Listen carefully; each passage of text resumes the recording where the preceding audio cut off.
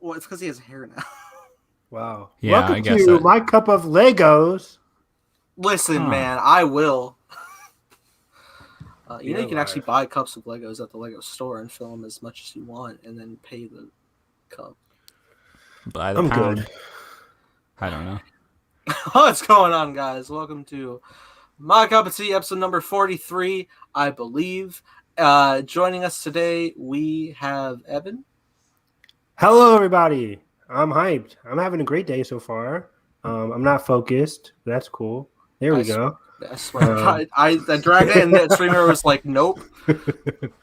But yeah, I've had a great week so far. Loki is always on my brain. I didn't take down much notes because I messed up and I've been busy this week. But I loved Loki / The Last Jedi. Yeah. I loved last week's Loki as well. We'll talk about that as well. That was not a filler episode for you idiots out there. Got it. And then Big Brother 23 casting was today. So I think we're going to talk about that at the end of the episode. I think we'll save that for the end. I'm rooting for Derek right now. But yeah, great show. Great. I'm hyped. And also joining us straight from dinner is Carson. Yeah, you'll notice no food on the stream tonight. You're welcome. Hey, Carson. Hey, Kelly, can you give me a sandwich, please? I gotta have the food. Hey, come on. Anyways, Knives Out 2 is filming. The world is healing. Daniel Craig is wearing pants that I immediately want. I don't know what they're called, but it's amazing already. Okay. Dave Bautista is wearing a Hawaiian shirt on the back of a bike. What more can you ask for? Forgot he was even That's what I've been thinking about all week. And literally, I feel like 5 movies started filming this week. John Wick 4, Aquaman 2, Black Panther 2, Knives Out 2, and there's one more. I can't remember what it was, but we're returning to blockbuster productions, at least that ones that aren't returning from their COVID Last pauses. of Us casting. Last of Us, there you go.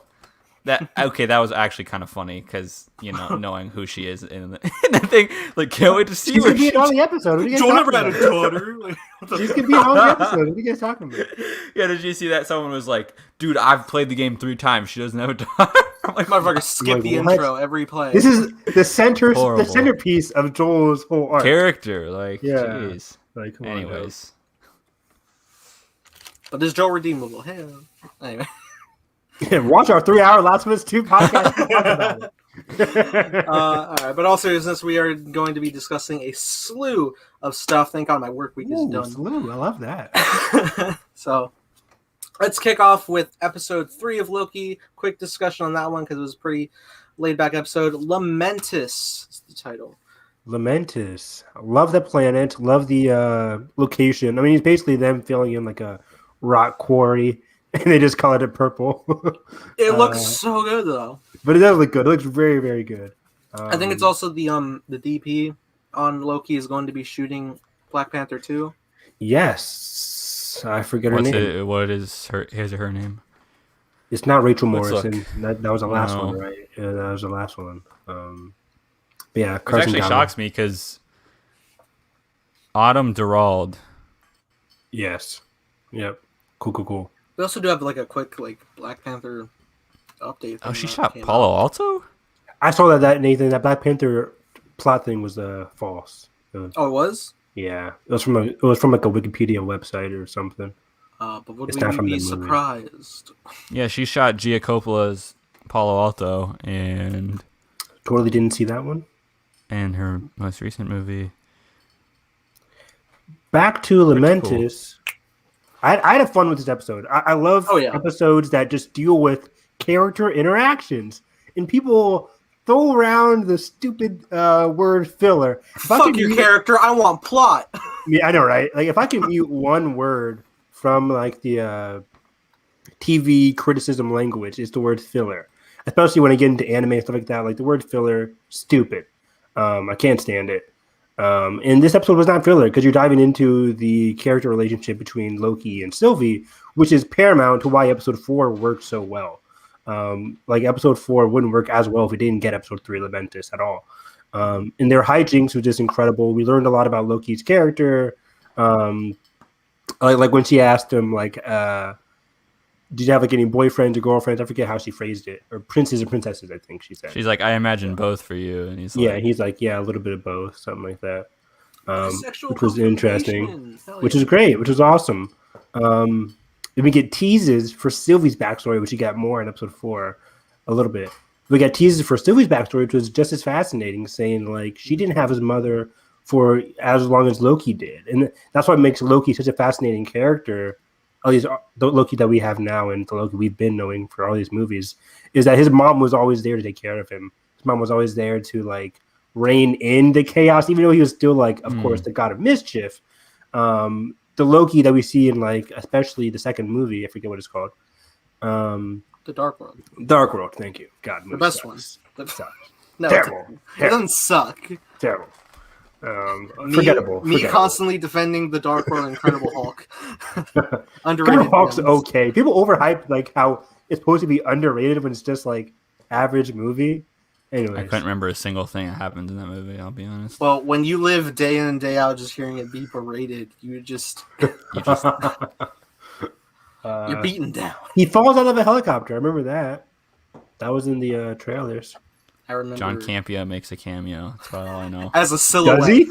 As a silhouette walking behind the very back. No, he's one of the army guys. There's a I shot. don't believe that. Because I remember watching a commentary and he was specifically pointing out the silhouette thing. Wow. Okay. Maybe he gets two scenes. He didn't make it. Got cut. Anyways, interesting side note. But yeah, I just loved Sylvie a lot. Like this episode is a big Sylvie showcase. Do we even see Mobius and them in episode 3? So. I don't think so, right? Yeah, I think the whole time is spent on Lamentis. I think so too.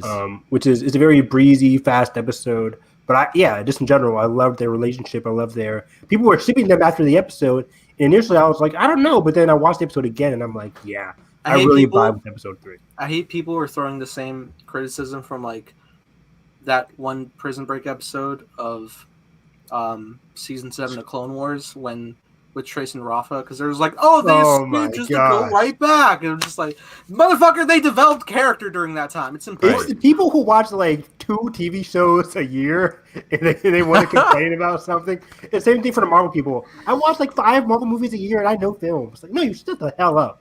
But yeah, both those split diopters shot. But yeah, what do you guys think about the last week's episode? I love it. It was I did beautiful. I adore the chemistry that Loki and Sylvie have. I fucking ship it. I don't care. Me too. Yeah, what the hell? I didn't know there was any.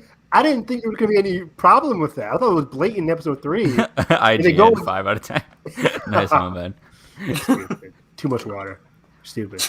But yeah, I mean, the relationship it made sense. It makes sense. They're totally different people, you morons. It's the ultimate self-love. Yeah. People are creating words to like try and. I didn't even see. Say how bad it is. What's up, Ben? What's up, Ben? How bad is it? IGN. Idiots. King Ben. I never forget. IGN is notorious for their terrible Kingdom Hearts reviews. Oh, really? Notoriously bad. So I've been hating them since 2006. It's been a while. Their most viewed video, Amazing Spider-Man 2, first 10 minutes. Yeah, 200 million something views. And right? That's crazy. Yeah. We also learned in this episode that the TVA is perceivably lying. We learned about that through her enchantment. You're getting lied to. Yes, they revealed that I'm trying to remember the agent's number, but C20, yeah. It throws me off because my camera's a C22 webcam. But yeah, like it was revealed that Sylvie can access their memories, and that like they all used to have a life. They weren't invented by the TVA. They had come from somewhere. Yes, from somewhere. Oh, there's just variants. Yeah, they're variants. Yeah. Which brings me to the first part of the episode in episode 3 with the back and forth between Sylvie and C20, which was crazy. Variant Rebellion, I hope so. I believe we're going to get that. But Multiverse of Madness. The back and forth between C20 and Sylvie, I was like, I didn't know what was going on at first. I was like, is this a backstory for Sylvie? Like, like, what's going on here? But they're like, oh wait, no, this is C20's backstory. But then I'm like, wait, she's a TVA. Is this a real thing? But then by the end of the episode, this was in her past, like hundreds of years ago, probably, which was. I thought she was just like playing Inception or something. Me too. I thought it was just like, oh, going inside her mind. Oh, great movie. We got to commentary that one day. Absolutely, I'll cry. Now that's a Nolan movie I'll commentate on. Let's go. I'm down. Maybe it also Interstellar, because I'm still lukewarm about Interstellar. People love that movie. Hell yeah. TARS. And what I found fascinating, this is kind of dipping into overall. Do you even know?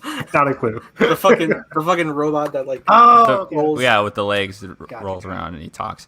Anyways, what I found fascinating, especially with the development in episode 4 of is there really any like Nexus? Like they're just plucking people. Like at least in some cases, like which is just sad. Like I think when they mean Nexus, it's more so now. I think in the eyes of the timekeepers, how they specifically need stuff to go and want stuff to go. So if it doesn't go their way, a Nexus event. Oh, it's not right. Yeah, and so that's it leads up. I mean, we'll talk about this later, but all the way to this elevator scene in episode 4 just breaks your heart. And I think it wouldn't have happened if we didn't get some of these insights in episode 3, especially between Loki and Sylvie. Like, that was like honestly one of the best acted scenes so far too. And she's like, I don't remember. I was like, oh, this. We'll talk about her too because she's playing it so good. Renslayer. Love her. I love all the characters here. But also episode 3, I love the hijinks of trying to get onto the train. Just them trying to use their powers. Loki's like, I got this. And he like morphs into like one of those guards, and they're like, still don't get it. You know what that reminded me of? Evan, you watched Malcolm and Mel, right? Love it. You remember that episode where Hal was like competing with that speedrunner dude, and he was wearing like, big. That's what the suit reminded me of. Yeah, that's very true. Yeah, I did too, Ben, about the timekeeper dialogue because they were like echoing too, because it was like intentionally kind of like. Oh, I always have subtitles on every show I'm watching. I always have subtitles. But do you have the sound description? Not again. No. No, man, Carson. One day you were on my side. For the Mandalorian, that's one time. Although there was something this week where like, in the post credits where Loki says, "Is this hell?" And the hell is only spelled with one L. The Asgardian. Yeah. Anyways, that was. Yeah, I guess but that's cool. Every show off my Easter egg note. No, I'm kidding. I always have subtitles on because I'm just like I gotta know what they're saying just in case I miss something. Even when I'm watching like new movies. Anyways, but yeah, everything on the train, the whole fireworks thing, that was a really cute scene. Yeah, just in general, their relationship was very interesting, and I liked it a lot. And I remember people were theorizing because they didn't like the episode. They're like, "Is Sylvie like mind controlling Loki in a way? Is Sylvie trying to take Loki?" I'm like, no. I mean, they're just like going back and forth. Big dyad energy. Big dyad energy. There's just a lot of weird theory, and someone's like, "Oh, like Loki." Stole a time stone out of the drawer I saw that too. and used it at the end of this episode, and because he wasn't in the TVA, he was able to use. I'm like, I mean, that's not what? That's not totally like it's bad, unreasonable. But like, can't the man just have unforeseen powers that we just haven't seen before? Like, is it that unreasonable for a show where we're time traveling and have magic and going? It's not unreasonable. It's just like you're able to make that theory when you're like, hey, this is like the 7th appearance of Loki. I've never seen that and do that. Mm-hmm. Sure. Yeah, I agree. Carson just coming out with that tone. Like, it's just dumb. Like, why does everything have to be back to the Infinity Stones? Like, oh, I understand because the Infinity Saga happened, so this is why this. Like, Carson has so many fucking Easter eggs for this goddamn episode. The show that went out of its way to say Infinity Stones don't matter anymore in the MCU. So within the pocket of the TV. No, let it go. I think in the MCU, Carson, that's fucking true though. Like, I think in the MCU in general, we're not going to be mentioning Infinity Stones in any. No, I mean, we are beyond Infinity Stones now. I agree. Granted, but I mean, let's also not forget that's how we like kicked off the show to begin with. Oh, very true. That's a good point. I stand corrected then. But for what? Infinity Saga's done. Don't worry. Yeah, no more Thanos. Maybe in Eternals. That's it. I forgot my train of thought now. Carson has trains of thought. Speaking of trains, we get thrown off. There you go. Transition. After drunk Loki, he throws down the cup. Another. Which I thought he was.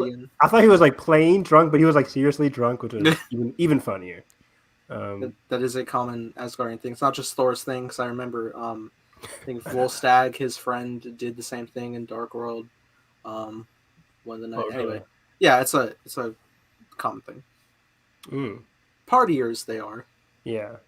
They got thrown out of the train. It was very what's the Indiana Jones Last Crusade ish. It's like ticket, please. They were inspired by Seven.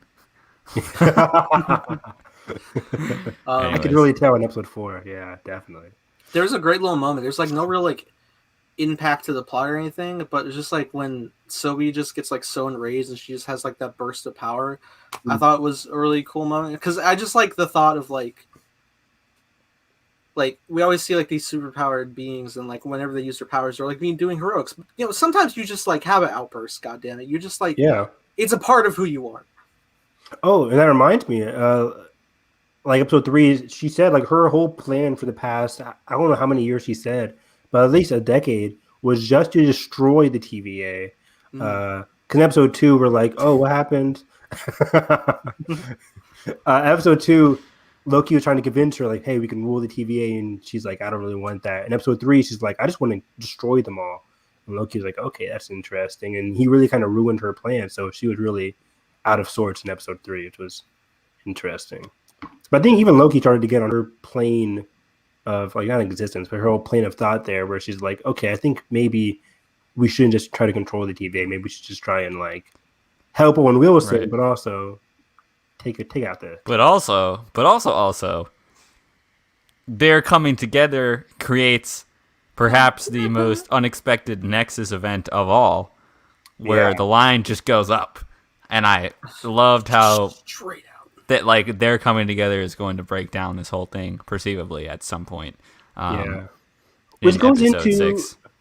In terms of Nexuses, do we think the whoever's controlling the time variants or the timekeepers are they watching something and then to say Nexus, or like how do they calculate like in terms of like what creates a Nexus event? Because they already have like the map of like how all of time plays out and how it should be. So when something like is analyzed to differ, I don't know, maybe it's like the YouTube algorithm. They're like, fuck it. But then also then we get to like the prologue in episode 4 with Sylvie. It's like I don't think something was shooting out then. So how do they know to find her? Right. Well, no, it was just because that. Did Sylvie? And part of me thinks there's greed involved. Part of me thinks there's at that point. Oh well, there was an interesting theory going around of just like the idea that like because this kind of harkens back to what Mobius was saying in the pilot about Loki is that like you're not meant to like continue on. You're meant to die to better the existence of others, have them become like their best self. So maybe like the Nexus events are cause of like the Sacred Timeline for some reason perceives all Lokis need to prematurely die, and if they are not, then they branch out. Which is and dark, they kind of bring that up, right? Yeah, and it ties into the whole thing that essentially if as we learn more about this world, that the pruning really is like dumping these people into this essentially like hodgepodge universe trash can, I guess is the best way I can describe it. Yeah, kind of like in Thor Ragnarok. What is it called? The world? The Sakaar, yeah. You were gonna say the Devil's Anus, weren't you? Anyways, I guess there's some comics about this. There, it's like it's some. I can't remember what the name is. Nathan probably knows. Which one? No, I'm sorry. I guess in the comics there's like this hodgepodge like world place that there's a bunch of Lokis on or whatever. I haven't read the Loki comic books, so it's not in my Easter egg notes, but Okay, I saw a TikTok about it. I'm gonna find this. Oh no! Why, God? After so much time we've disparaged Marvel TikTok, now it's your resource. I know this is sick, Carson. This is sick. These like there's legit people that like talk about Loki on legit people. No, you guys are like this. There are some cool comic people, but I thought they were figurative people. Motherfucker's gonna get me DMCA'd for some Loki music. Yeah, we are My Cup of Tea sponsored by TikTok.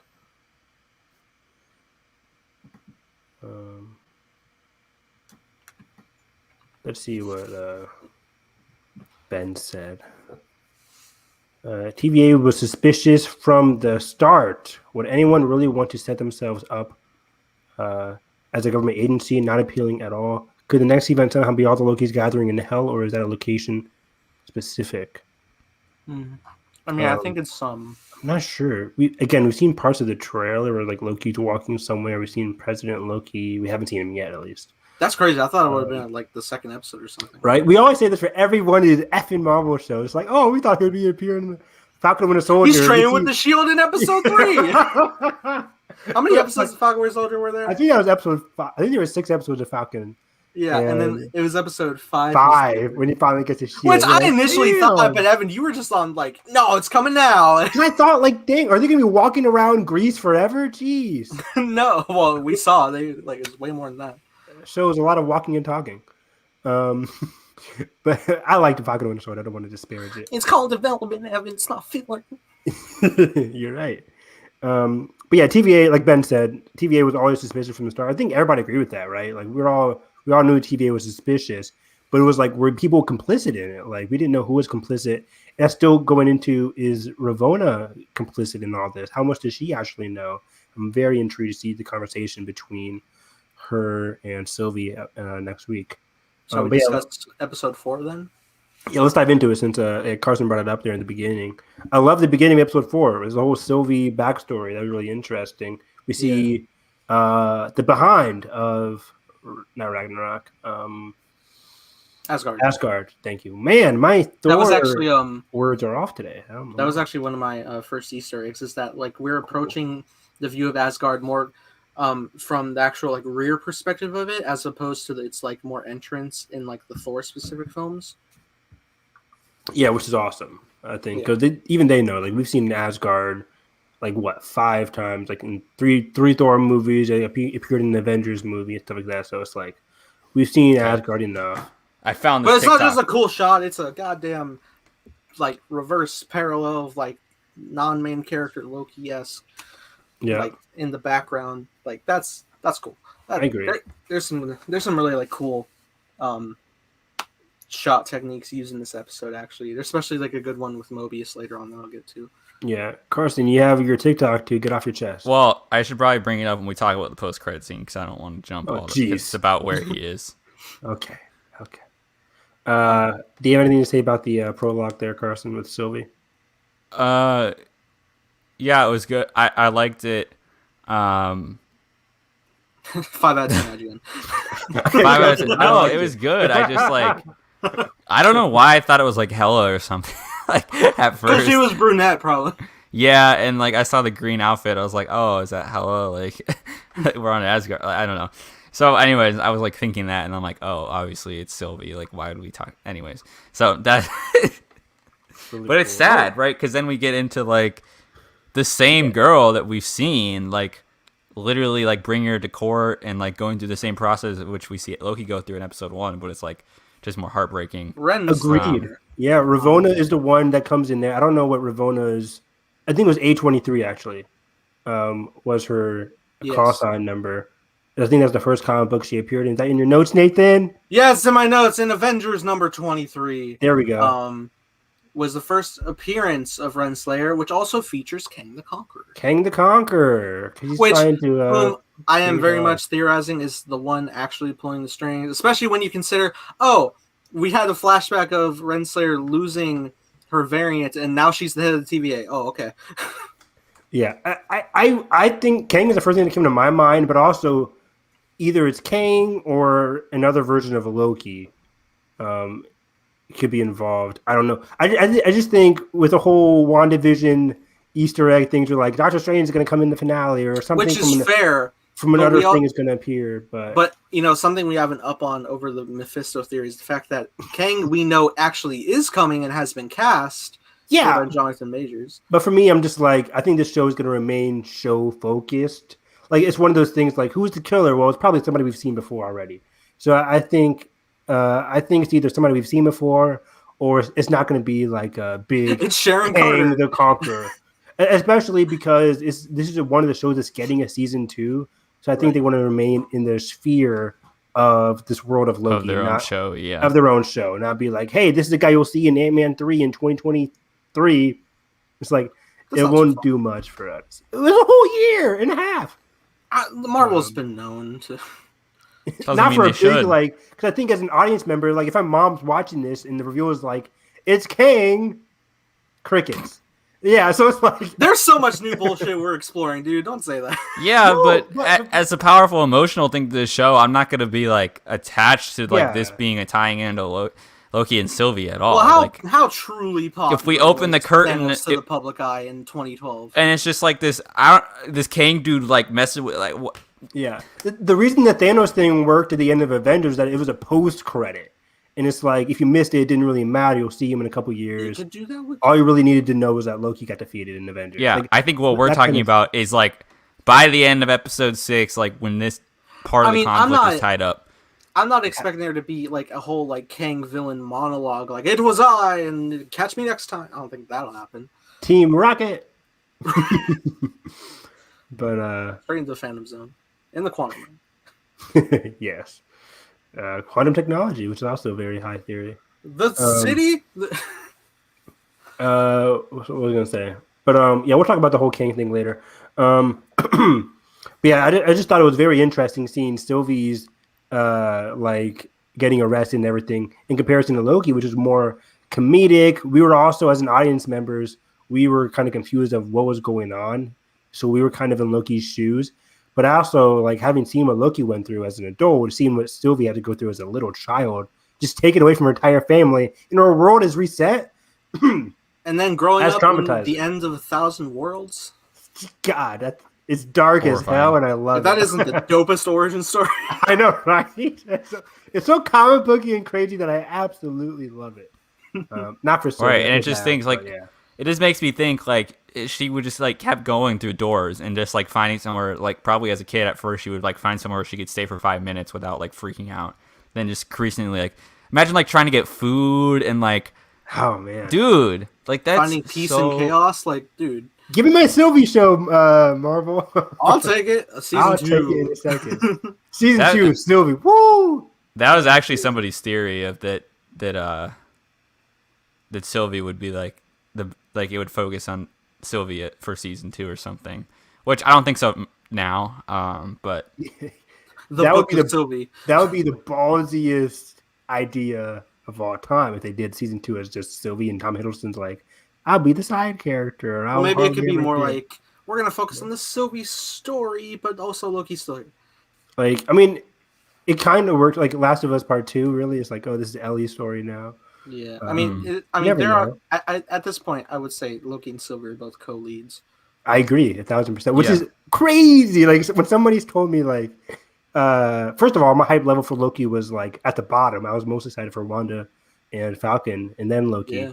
But now Loki is easily the best, and now I care about Sylvie, who I didn't even know was going to be in the show. This show is just blowing my mind right now. I absolutely love it.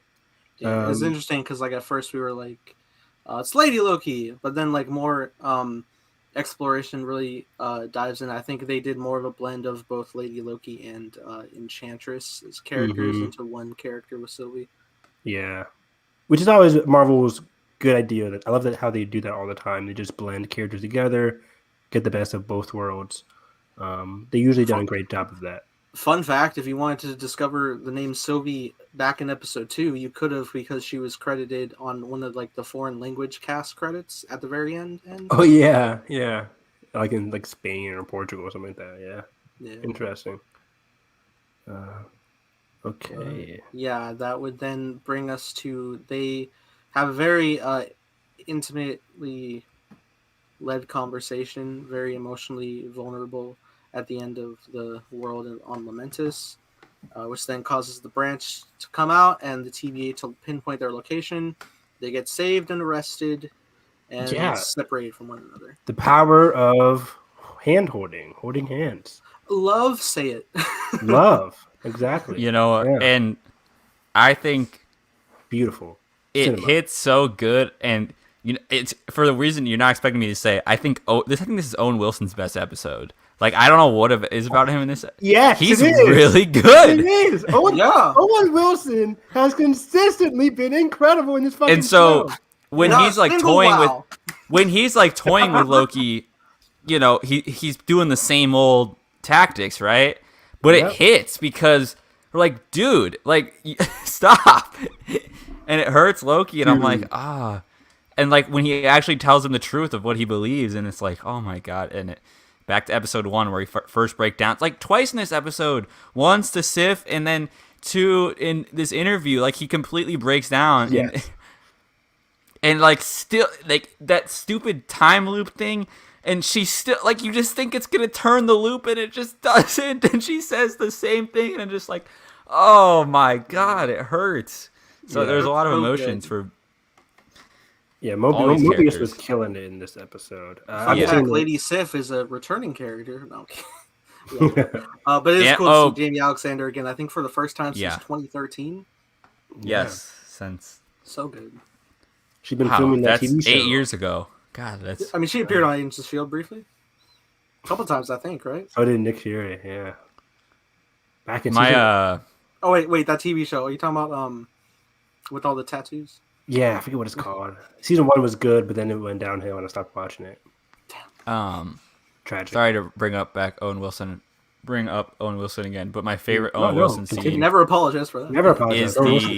Is the scene with him and Ravonna, right? Easily. After the case wraps up, or what, quote unquote. Oh, actually, they're talking about C20. Or in the hall. Oh, yeah, it's even before that, right? And she's like she's dead, like. Well, she was fine. She was shooken, but she was fine. I was just like, and as soon as she was like, well, yeah, she got back, and like she wasn't. I was she like, I was like, this is and then you see his head, you see his head spinning, and he starts digging in, and it sucks because like they kind of had each other, but then you start to realize that she's been kind of behind the curtain this whole time. And it hurts for Owen Wilson's character, but like, because the one genuine connection probably he has in the TV, I guess, would be her, right? It is. Before all this, and so it's like, damn. But yeah, it really gets to like that like turning point for him and her, after the conversation with Loki when he brings him out of the loop, when he and that's a big scene too, in regards to both of them, because at first like Owen Wilson or Mobius is just trying to get like proper answers because he's like, all right, this Loki can't be trusted. Like, he ran away. It's like, I've had enough. I just want to get back to normalcy. I want to eat my goddamn salads without them drowning. He starts to just like break down like, what is your actual plan, Loki? And Loki tries to be truthful, and he's like, nah. And he's like, all right, fine, I'll bullshit you. It also doesn't believe it. And then even like Loki's just like, yeah, she's just a means to an end. And he's like, I'll dispose of her. And Mobius is like, well, okay, let's save you some trouble there. We already did. And Loki just instantly like snaps, like, what? You see the look on his face. Yeah, it looks very similar to when when he realized his mom dies. He's just like, oh my god, like, it's a huge gut punch for him. And then like in that moment, I really need to like see some better resolution of it. But when he's just like, good riddance, and he's just sitting there smiling, I'm pretty sure he started like crying. I couldn't tell. He was definitely there was water in the eyes. Water in the eyes. I don't know if he started crying full on, but I thought it was just like a tear, a stream or something. A single tear on the right eye, like me. But yeah, I loved that scene because they're going back and forth during Arrival's final 15 minutes. Yeah, I'm just tears in the rain. Do you want to make a baby? Oh yeah, you did say that before. Oh my god. Jeremy Renner, class act. But I love their back and forth. They have great chemistry together. And you can tell Loki cares about Owen Wilson. Mobius. But at the same time, they're just lying to each other, which is very interesting in this show. Every episode, there's always a scene where somebody's lying to somebody else. This entire episode, really. Mm-hmm. Loki's lying to Mobius. Mobius lying to Loki. And then Ravonna's lying to Mobius. It was like everybody's lying. And then the timekeepers are lying to everybody. So yeah, it's incredible. And it's a great scene too, just like because now Loki, just him being like taunted about his feelings, and also was like tricked to believe Sylvie wasn't alive. He actually doesn't even know if that's true or not. And he's just like screwed. Like, is she alive? Like, he's like really angry. When you were watching it, did you totally be like, that's BS, right? Yeah, I didn't think Sylvie was dead, but I was like, damn, my poor boy. Like, and then my son. My boy. When Loki just snaps and just like shouts, "You're all variants!" Like they're lying to you. You definitely had a life before all this, and it's an interesting moment of just like Mobius, because like he was wisecracking pretty much the whole time, but then he was really taken aback by that for a second. And there's really great like work with the lighting, because I think they're in one of like the surveillance tower things where like the lighting can shift, and there's like a moment when like Loki's spilling all that info that like light kind of shines over Mobius for a second as he's like contemplating it. He's like waking up almost. Yeah, and then it like the light fades again when he just like re-enters that doubt. It's very Starkiller base. Yeah, it's so good. But yeah, when he's just like, nice try, like I was like, you have doubt. I'm ready for this. I'm ready for this team up. Let's go. So then we go through all that again. He puts him back in the loop. A great line from Loki is just like, talking about lies. He's like, yeah, not the lies you told me, the lies you tell yourself. Oof. Which gets into his head. It leads into Mobius's next scene. And the way Owen Wilson was just processing that, it's just like, fantastic acting from my boy. Yeah. And he goes back in. He's just like, he keeps like questioning, like, was it too easy? Like, I don't know. It's like he's trying. Yeah, I mean, because he's a smart detective. Like he is established, he's a great detective, one of the best. And even he's like, this is too easy. Loki wouldn't just like, he's a trickster, yes, but he's done his research on Loki's. He wouldn't just flat out lie like that. Especially the way Loki was saying it and the look in his eyes, like Loki was probably telling the truth, which makes the Ravonna scene even better. Absolutely. And we have that confrontation with what's Renslayer's first name? Ravonna. It's way nicer name than Renslayer. Wait, Renslayer? Where are we getting Renslayer? Ravonna Renslayer. From okay. Comics.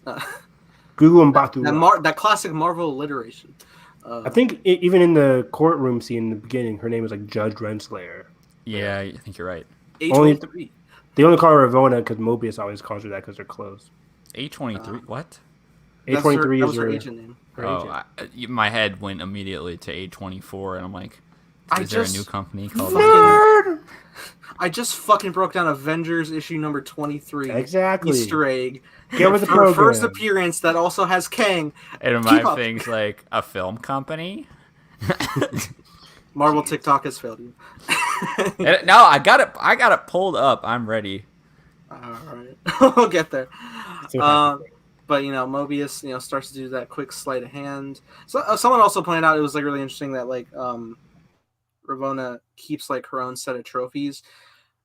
In the comics, Kang similarly does that with pieces of civilizations that he conquests. Yeah. That's basically like what makes up his like inner city bubble that he lives in. Is it in the quantum realm? Who's to say? But it is interesting to see these like mirrored types of things. So yeah, he stumbles out and he goes to the library to watch this in like every time I see somebody like watch something like in public with volume on, I'm like, how do you not have anxiety? I had like secondhand embarrassment. I'm like, put some headphones on, Mobius. Turn it down. Is there a volume down? I don't know. Yeah. He had it on full blast. Right. But it was for good dramatic effect. Going back to that scene between Ravonna and Mobius real quick. Mm-hmm. So do you think they had something in the past, or they got close via the TVA? I think, they were probably close via the TVA. Okay. Probably like working through different cases. And Mobius, like himself, is just like, he's not a very uniform soldier. He's a very charismatic Owen Wilson type, if you will. Yeah, so it's easy to get along with. Yeah. Yeah, he's very just like, I think he like, maybe something that's just like in him just wants to like make those connections and stuff. Yeah. But also I got in their conversations, that Ravonna, like, of course, this episode really made it seem like she's an evil person. How she like later disintegrates Mobius and Loki. But I got the feeling that Ravonna. What? Amazing. The cat. Oh my god! It's Cat Loki. That's Lupin, right? Shit, I'm bad at this. That's Moon, I think. That's Moon. One of them. I think that's Moon. I'm going with Moon. That's amazing. Cat cam. Carson's off camera, like, jump for the camera. Yeah. Cat trainer. But what was I gonna say? Yeah, I got the feeling that this episode made her out to be a really bad person by like quote unquote killing Mobius and Loki. But I think she really is in that entire conversation continuing to try to protect him because she knows a little bit. I don't think she knows everything that's going on, but I think she knows enough where it's like if you keep asking any more questions, you're gonna have to get disintegrated and pruned. Even though she does know that, I think she does know that when you prune somebody, you're not getting disintegrated, you're getting teleported to somewhere else. I think she has knowledge of that. I think that's what she'll tell Sylvie next week. So it's interesting, because when she later prunes Mobius, I think she knows what's happening. But yeah, let's go back to the Mobius finding out what's going on. Yeah, he like straight up pulls enhance and he's like, oh, it's her. She's like and poor C20 was just like, I had a life. I've been to that bar. I listened to that dope song on the Marvel Studios intro, which is now on my Spotify. It's so good. Yeah, she kept saying it's real. Because remember episode 2, we're like, what does she mean? It's real. Like, what does that mean? But it's real in terms of her past life. Like, it is real. She has lived before. Shooting down my goddamn theory of like, oh, is Nightmare behind it? Another character outside of the room. My Mephisto is debunked early. Thank you. But Kang lives on anyway. Oh jeez. But yeah, it's real. Like she was telling everybody that like she had a life before this. Like 100 years ago, she was a variant. And I think because Ravonna knows this, I think Ravonna probably pruned her, knowing very well though that she is going to be C20 is safe somewhere, like wherever these people are pruned. I don't know if they're all pruned in the same location. Hopefully, that'll make sense narratively. But I don't know. I think Ravonna, I think there's a good side of her. I don't think she's just like full on evil. I think she is sipping the tea a little bit because she was fully going along with everything. She was ready to kill Loki. She was ready to kill Sylvie. She's like, oh, they've been brainwashed by C20. Or like, come on. So I think she's also like been sipping the tea. She's too high. She's too invested. She's too far in. I mean, oh man, she could be Kang's right hand woman. We don't know. I don't think she's gonna be evil. I think Kang is Kang, but yeah, the power of love. Anyway, even if she does have a cool dynamic with Jonathan Majors, that just sounds too good to resist. Google Batu Raw and Jonathan Majors. Give it to me right now, Marvel. Please. I think we'll get it. Please. So yeah, he then goes to break out Loki. He's just like so done. Like Loki's cooking. He's just like, shut the fuck up. Like we have to fix this. Like he comes in like hot and heavy, trying to just recruit him. And then just like that nice line of just like, you can be whatever you want, even a good person, just in case anyone told you different after that whole fucking loop, like forever. Which is so good. And then even Loki just reciprocating like a nice smile. And then also just like being like, so I have to trust the word of 2 Lokis? How about the word of a friend? Like, we developed so much. The next scene, I was so shocked. Like, you watch my video, I'm so stunned. I was like, fucking why? Even Ben's with me. Ravonna will have her moment of redemption. I agree. Maybe next week. Ravonna and Sylvie back to back. I think. Ooh, I can't wait. I think she'll eventually get a choice to help them, kind of deal. Yeah. Or like, because right now she reminds me of like in terms of like the Kylo and Hux. Like she's kind of like Hux. I am the traitor. Man, I feel like she might pull like the blonde girl from Last Crusade. Who's just like bouncing sides. Wow. Like, but the Grail, like. Really? sipping that TVA a little too much, Mm-hmm. I don't know. We gotta do a commentary on my movie Temple of Doom. Mine is Last Crusade. So Carson gets Carson's Raider. I'll take Raiders. Temple of Doom was always my favorite. I watched it the most. Love it. Love those Willy screams. All right, so at this point, Mobius is pruned. Don't just brush over it. Yeah, I know. The man. I thought that's what we were just talking about. The man had no. Well, no, we were talking about him getting with Loki. Yeah. And it was I thought that was right before it. Well, it is. It is, yeah. But okay. Sorry. We come up. He had a life, Carson. Maybe a jet ski. Deserves a maybe a jet ski. He had. Yeah. The line was so good, and he's like, he's like, you know where I want to be. Just middle finger right to him. Oh, he's so good. I didn't see it coming too. I stood up. I was like, what the hell? Like, I thought they were just gonna beat him and then. Oh shit! My variant's here. Yo. Is that allowed?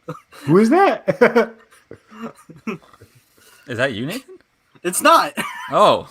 I'm just like, what the hell's happening? Is that allowed? You know that fucking TikTok is like, what the fuck? Is that allowed? The couple Oh my god. What? Okay. Devil. Welcome. Small world. But yeah, the scene with Mobius is phenomenal, and it's just like mind-shattering to think that he got pruned. This is before we... Yeah, she looks away too. She looks away and says, like, prune him, and then, oh man, she couldn't even watch it happen. But then, again, I think she knows that when she's pruning Mobius, that she knows that he's not fully dead. Sliver of hope there. Oh my god, this is amazing. I've actually done that myself, honestly. That's crazy. That's insane. I love that. That's amazing. I would do that. I'm just like, is there any other like big YouTube Nathans? Right. I am the highest subscribed Nathan Rojas. Not to be humble about it. Oh wow! Look, wow! Fucking. Don't forget to like and subscribe. Ring the bell. Ring the bell. Mr. fucking 4K here. Get the fuck out. I'm sorry. I'm so sorry. But yes, the moment is phenomenal. Crazy. I have to have lost my train of thought.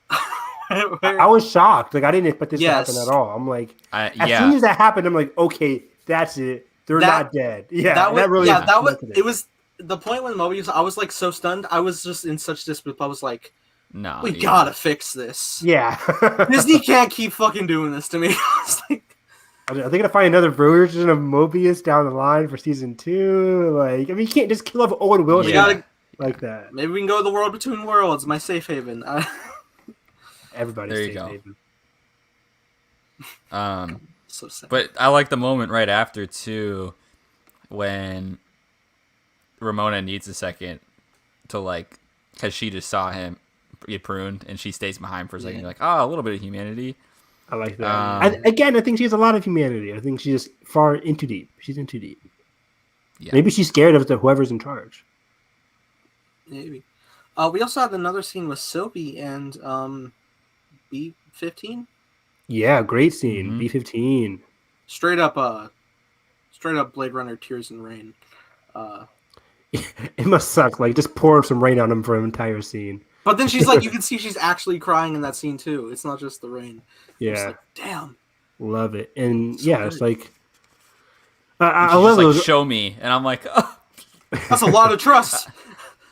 But she got like her mind was. It was also great. Like earlier, before they were even saved from Lamentis, she was like really curious. Like, will they find them? Like, she was really like. She was also wanted updates from about C20 because she was so shooken up too. I don't think they know that she was also mind manipulated. But yeah, I just love rain scenes in general. It's very, I don't want to say cliche, but it's a trope that works. Anytime if I ever get like a filmmaking career, it will always be raining in my films. Yeah, we're going in the rain. I'm sorry, actors. That's my aesthetic. Yeah, actors A and B, you're gonna get some wet. You're gonna get wet. Yeah. You'll know it's my film if there's either A, it's raining all the fucking time, or B, you have a fucking cobblestone street that's lit by lanterns. That's my aesthetic. Hell yes. That's amazing.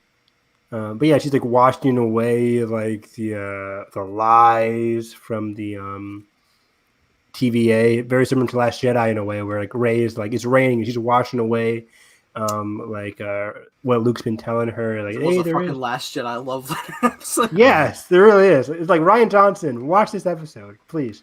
Take one break from my him. I know it. Woo! And This is not going to go the way you think. Holds lightsaber. We cut down Snoke in half in this episode. We do it all. Best Man, movie I'm gonna ever. go rewatch that movie. Best movie ever. Commentaries, they're coming. Hell yes. We are with commentary, entire sequel trilogy. Even Rise of Skywalker, we're gonna do it. You just cussed. That's bad. Rise of Skywalker. Oh, what? I was like, how many F-bombs have I fucking drunk? No. I literally just, what the hell? Did you do a thumbnail for Last Jedi? Not yet. I've only done. Can it be us in the crate speeders?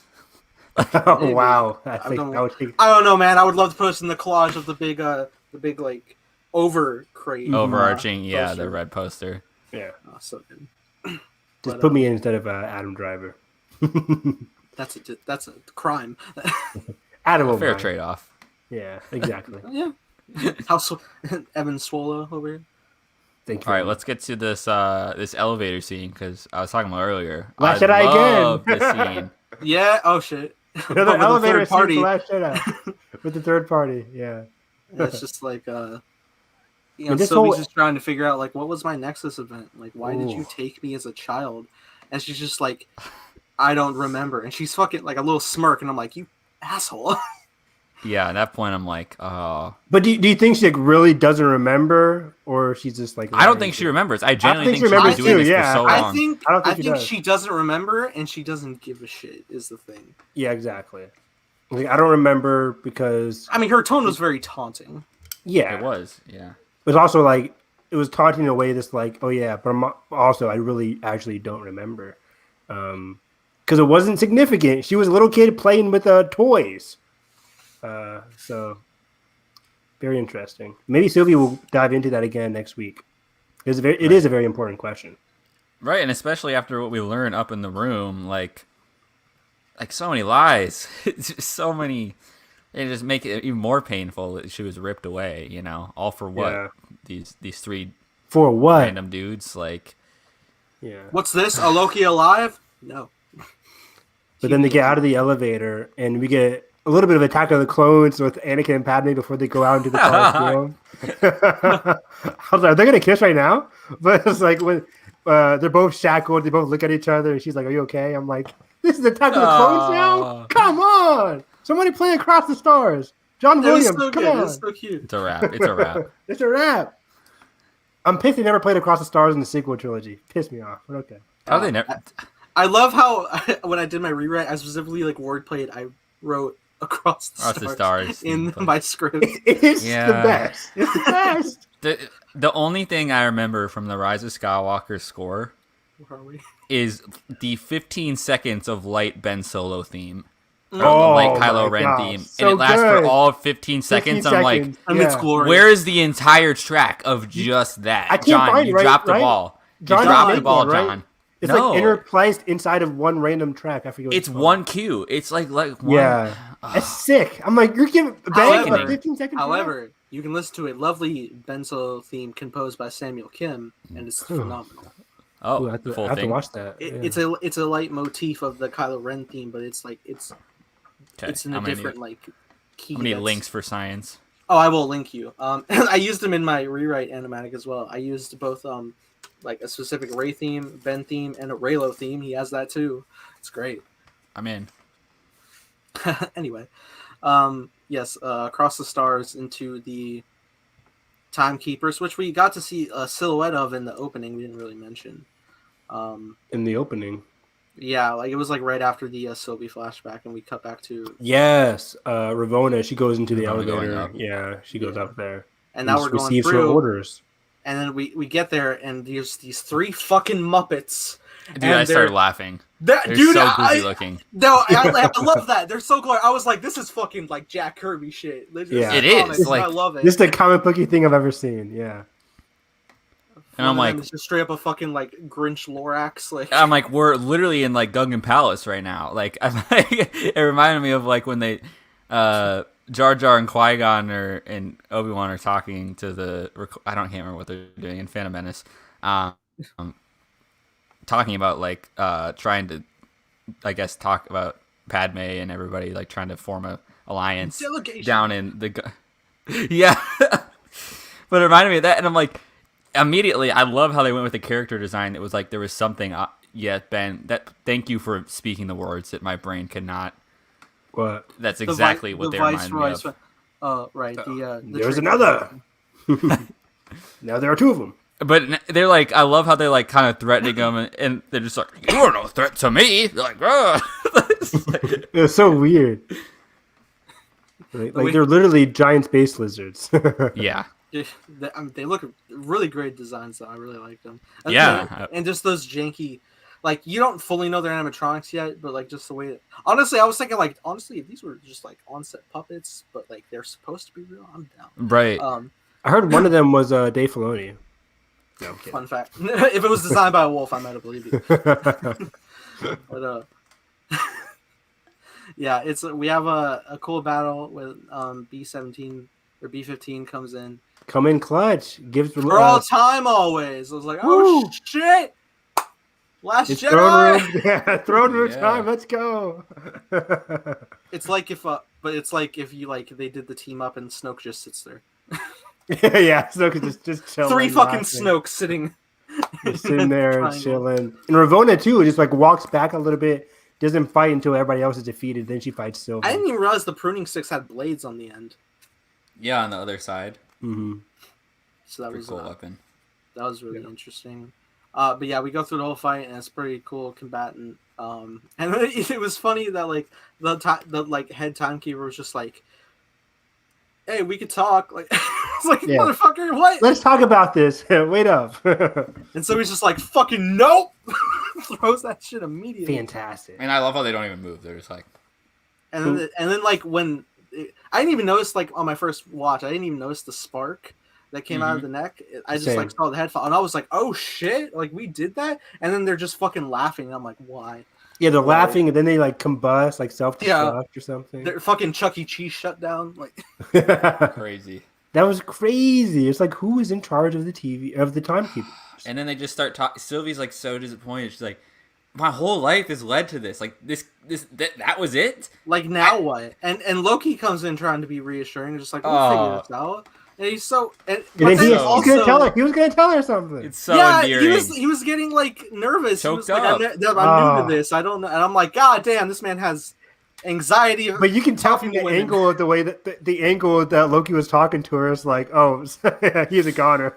Prune. I wasn't thinking that. I was just so invested in love because it's my favorite thing ever, and I was just like, it's coming. I think I yelped in my video. I was like, ah. I gotta watch this reaction now. You have to, dude. It's my most like packed Loki reaction I have yet. I'll like and subscribe. Ring the bell. And I was gonna say I gotta make a shirt, but that's so fucking egregious. No. But yeah, it was a beautiful scene. I'm like, now they have to tee it up in the finale. Loki has to say "I love you" or something in the finale. Come on. And then when he got pruned, I was like, okay, Mobius is safe. Show's over. All right, I was like, no, they wouldn't fuck. No, we're gonna get Mobius back. I'm so glad they had Loki get pruned instead of Sylvie. I'm so glad. Because I'm like, as soon as like when I saw the angle and Loki, I was like, somebody's about to get pruned here. I figured it was going to be Loki. I'm like, please don't do it to Sylvie. Please don't do it to Sylvie. But it's Loki, which makes it even better. Yeah, not like this. So now Sylvie is going to have some quality time with Ravonna. Oh, dang. Yeah, and then Sylvie gives that look, and then boom, we're in the credits, and I'm shook. I'm like, fuck, I gotta wait a week? Damn it. Yeah. Yeah. And then, surprise. Yeah, I was like, this feels like such a big episode. I'm gonna let it play. Maybe there'll be something. And there was, and I was like, let's go. And I heard someone talking, and at first, like, other than Loki, I was like, my brain was trying to register who it was. I was just like, fuck, Odin? No. I was like trying to comprehend. His voice is so recognizable to me. I was like, Richard E. Grant? I was like, Richard E. Grant? I felt so validated. Yeah. Because we've been saying this whole time. And then it cuts over, and you just see a plethora of Lokis, including, but not limited to, Alligator Loki But also, Evan, Kid Loki, your Young Avengers are building up once again. Building up. Oh, wow. I didn't even think about that. Yeah, he is a part of the team in the comics. Is he? Is Kid Loki part of Young Avengers? He is. What? In the Kid Avengers, yeah. Young Avengers. All right. I've seen Comic Friends. It exists. Okay. Now it's time for me to play this TikTok about theorizing where this place is. Because presumably it's New York. I put that in heavy quotations. That's actually in my Easter eggs about New York. Yes. Yeah, because you see the Avengers Tower. Avengers Tower in the back. Not just that, there's a thing of musical cue. Anyways. If you're TikTok. Okay, fine. A New York I'll musical? play this. I'll play this. Let me know what you guys think. Loki was a wild fucking ride. This is your spoiler warning, by the way. Can we hear it? You can't stop thinking about where Loki is, and if Mobius is there, I have a theory. Going into this episode, I was kind of expecting Loki to die. Not far into the episode, I got a bad feeling about Mobius too. Didn't stop it from hurting like hell, though. But then we got that fucking post-credit scene. Up until this point, we were led to believe that pruning is basically erasing. Oh, apparently not. Where do you go when you're pruned? I know this looks like Avengers Tower, but I don't think it's New York. At least not strictly speaking. In the comics, they had similar events to what the TVA told Loki about, like the Multiverse War. And in one of these instances, where timelines were being destroyed left and right, a place was created, consisting of fragments of places from all of the destroyed universes. And many of the people from those timelines got dragged in as well. They had multiple versions of the same character from different timelines in this one limbo space called Battle World. And that's where I think this is Battle World. Oh, you think we're doing Secret Wars? Secret Wars? I know. That's... Which would mean shit's about to get real crazy. So, episode 4, Loki was... So I'm like, that was Battle World. That was my guess of what that's Lamentis crazy. was. But I mean, shit, dude. I think if they utter the words Battle World, there's gonna be Secret Wars videos. Avengers Battle Worlds. Exactly. So I thought that was interesting. That is an interesting theory. I like it. Because I don't think that's happening, but I like we it. see these Lokis, right? But they kind of look janky. Like they have like these. It's just like just all this jumbled stuff, and I think it's very intentional. No. My Easter egg show. I mean, okay, go ahead. I mean, Richard E. Grant is literally like Loki from the first ever Avengers issue. Right. Yeah, these are actual Lokis. And they're pretty comic accurate too. Yeah. Yeah, I've never heard of it either. I don't know what Battle Worlds is, but from that concept alone. I mean, yeah, Battle Worlds from Secret Wars. It's funny, Carson's like, I don't know what Battle Worlds is, and then me. But I thought it sounded Secret cool. Wars. Yeah. But think about it, if they could just like tie it in to like it sounds like such a cool place of like. Oh yeah, really? Yeah. Intentionally creating this of jumbled timelines as like a trash can, like, and it makes so much sense. That. Yeah, it makes a lot of sense. I could totally see that happening. Yeah. I mean, why would you have to sort your recycle bin on your desktop when it's just it's all just this funnel to this one thing. Let's hope no one hits empty. Which is kind of hilarious, right? Because like, oh, we're the TVA, we're so organized, and then Control Alt Delete, we're just send everybody to this jumbled like ginormous. So I thought that was pretty funny, and I'm so curious of like. If we're gonna get like a mission next week of this place, of like how we're gonna get out, like what are we gonna learn about specifically of like, have they all been here for different times? Is there even like time in this place? Like, can we get out? Like, man, it was interesting what Richard E. Grant said, right? Like, right, come with us if you want to live, basically. If you want to live, yeah, very Terminator. Classic. Had to make the film reference on the film podcast anyway. Terminator commentary is coming for you next month. Let's go, Dark Fate. Dark Fate. Still gotta watch really it. Good. Oh wow. I know. Fucking fail. Watch it for my boy, Ghost Rider, right? Gabriel Luna playing Tommy in The Last of Us. Yeah. It's gonna be so good, especially like imagining The Last of Us 2 Tommy. No. Don't say anything. Leave me alone. I'm not, but I'm just like, ooh. He still didn't finish Last of Us 1, Carson. That's anyway. sick. Like, Carson, you still haven't finished the first one, right? No, I'm stuck in.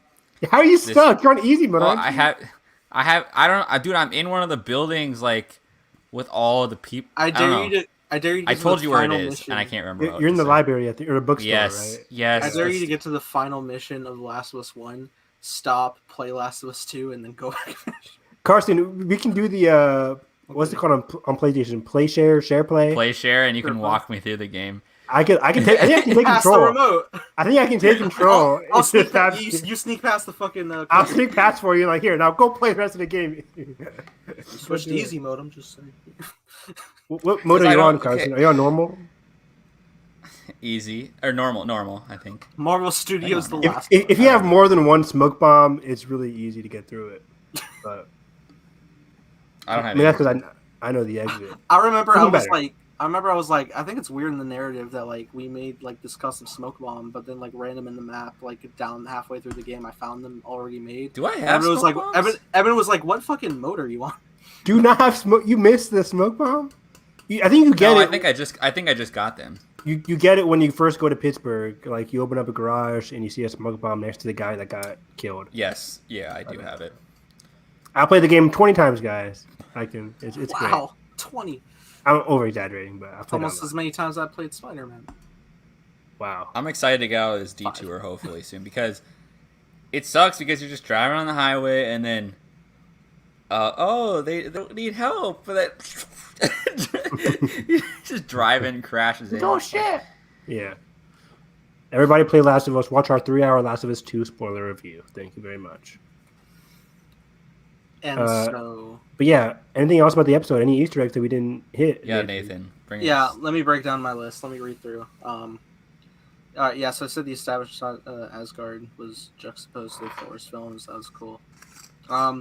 Interestingly enough, it even said in the dialogue, Sylvie is playing with a toy Valkyrie figure. I didn't know that. Which is fighting a dragon, which could potentially be the same type of dragon we saw from Surtur and Ragnarok in the opening. And she also has a toy of Hela's wolf Fenris next to that boat. A lot of like little Easter eggs there. Really cool. Yeah, I love that. I said the whole Avengers issue number 23 for A23. I want to say like A1138.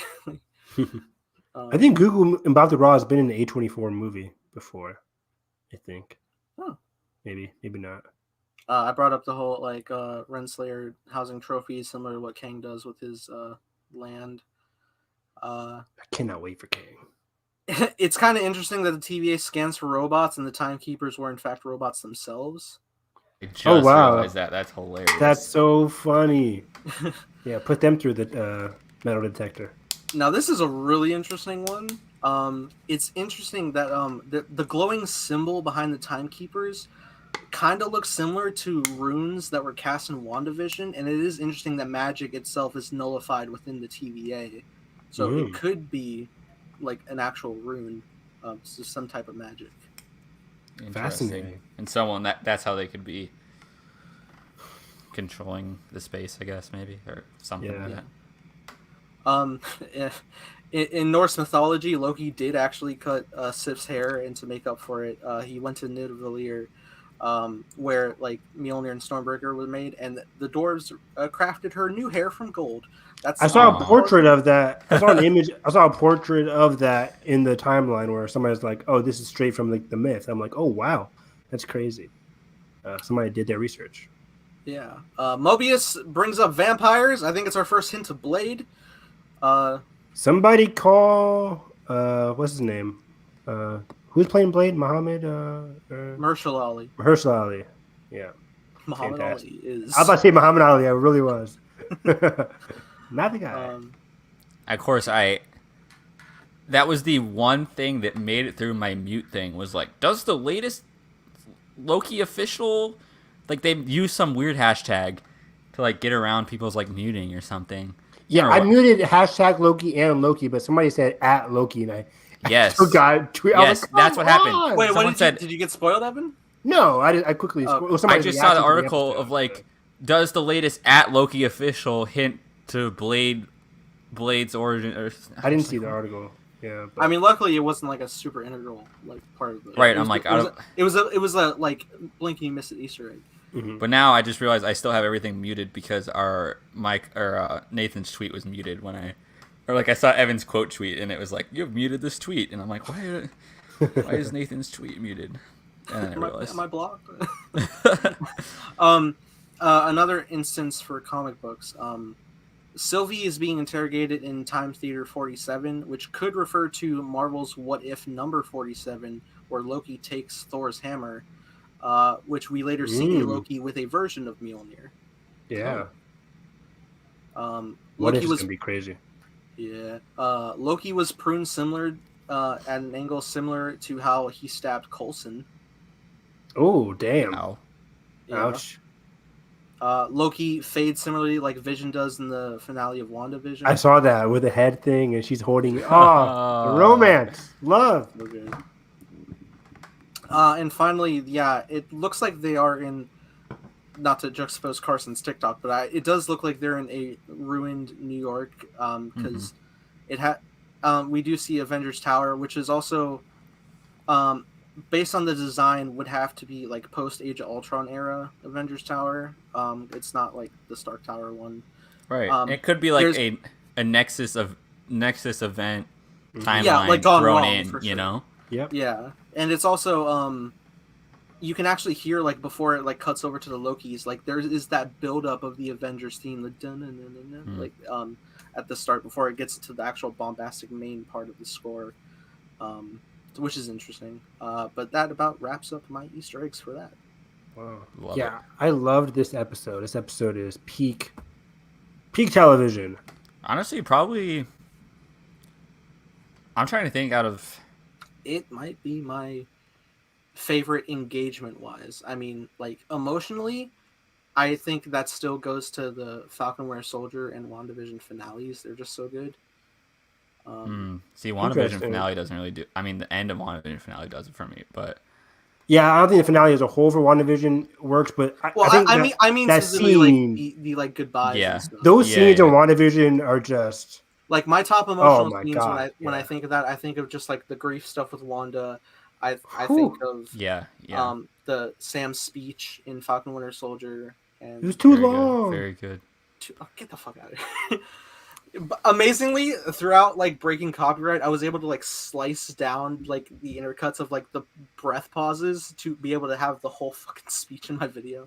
That's no way. Because I was like, you will see me cry in real time, and you did. But yeah, dude, it's such a good episode. I can't believe there's only 2 episodes left. Next week, penultimate. Penultimate. Evan's favorite. I need to get a shirt for Evan that says penultimate. So season 2 is confirmed, right? Confirmed. Okay. By Feige even said, or yeah, or at least the writer said. Confirmed. Michael Waldron, I think. Yeah. Yeah. Man, so many possibilities with this, and you have to wonder, like, give me 1,000 seasons of Loki. Where does this Loki end up? Like, yeah, like what happens? Oh, he's in Thor 4. That's right. And it's like, I don't know. He's just like, what does Loki's purpose become? Because he's still kind of. That's a great question. You know, I think this season he's figuring out who he is, right? Before he's figure out his purpose. But I'm like, does he ever get to a point where he feels responsibility? I think he can. No. It's interesting. I was going to say, like, oh, he can just have, like, his detective job at the TVA, but now the TVA is done for, so. Right. Does he... I'm really, this is really a part of, like, the planning. I'm just, like, curious in, like, the grand scheme, because, like, we've experienced, like, Loki's whole story in the, like, main MCU canon, and then this is a whole new, like, different, like, branch Loki that we're following. Yes. I'm curious, like, how I would feel watching the show if I decided to just watch Thor and Avengers and then hop right into this. Right, because it wouldn't hit. Yeah, that's interesting. And I wonder if he becomes. It would really put you in his shoes. Sorry. Like, what if he becomes some sort of like? I think there's a lot of themes in terms of like, you know, what if I think Sylvia's line in the latest episode of like, what if we're just destined as Lokis to fail? Like, what if that's defining our Loki? You know. Ouch. And like, what if he becomes sort of like a sage kind of ambassador of like. Trying to for a change, like helping people, like, you know, like I think so too. That's the vibe I got, where he's gonna just like solving mysteries or solving crimes throughout the multiverse. Come on, but not trickery this time. Like he would be doing it in a genuine way, and so I think that could be a good payoff. Could lift Mjolnir. Right, like, and I especially think back to like. Kind of rewriting the sins of like what happened with his mom and like all these different things. Like I think it could just like be a fitting 3-season kind of arc. I don't know if it goes 3 seasons, but after this episode, after this season, give me all the seasons of Loki and Sylvie. Yeah. Dude, if they kill Sylvie, I'm walking away, guys.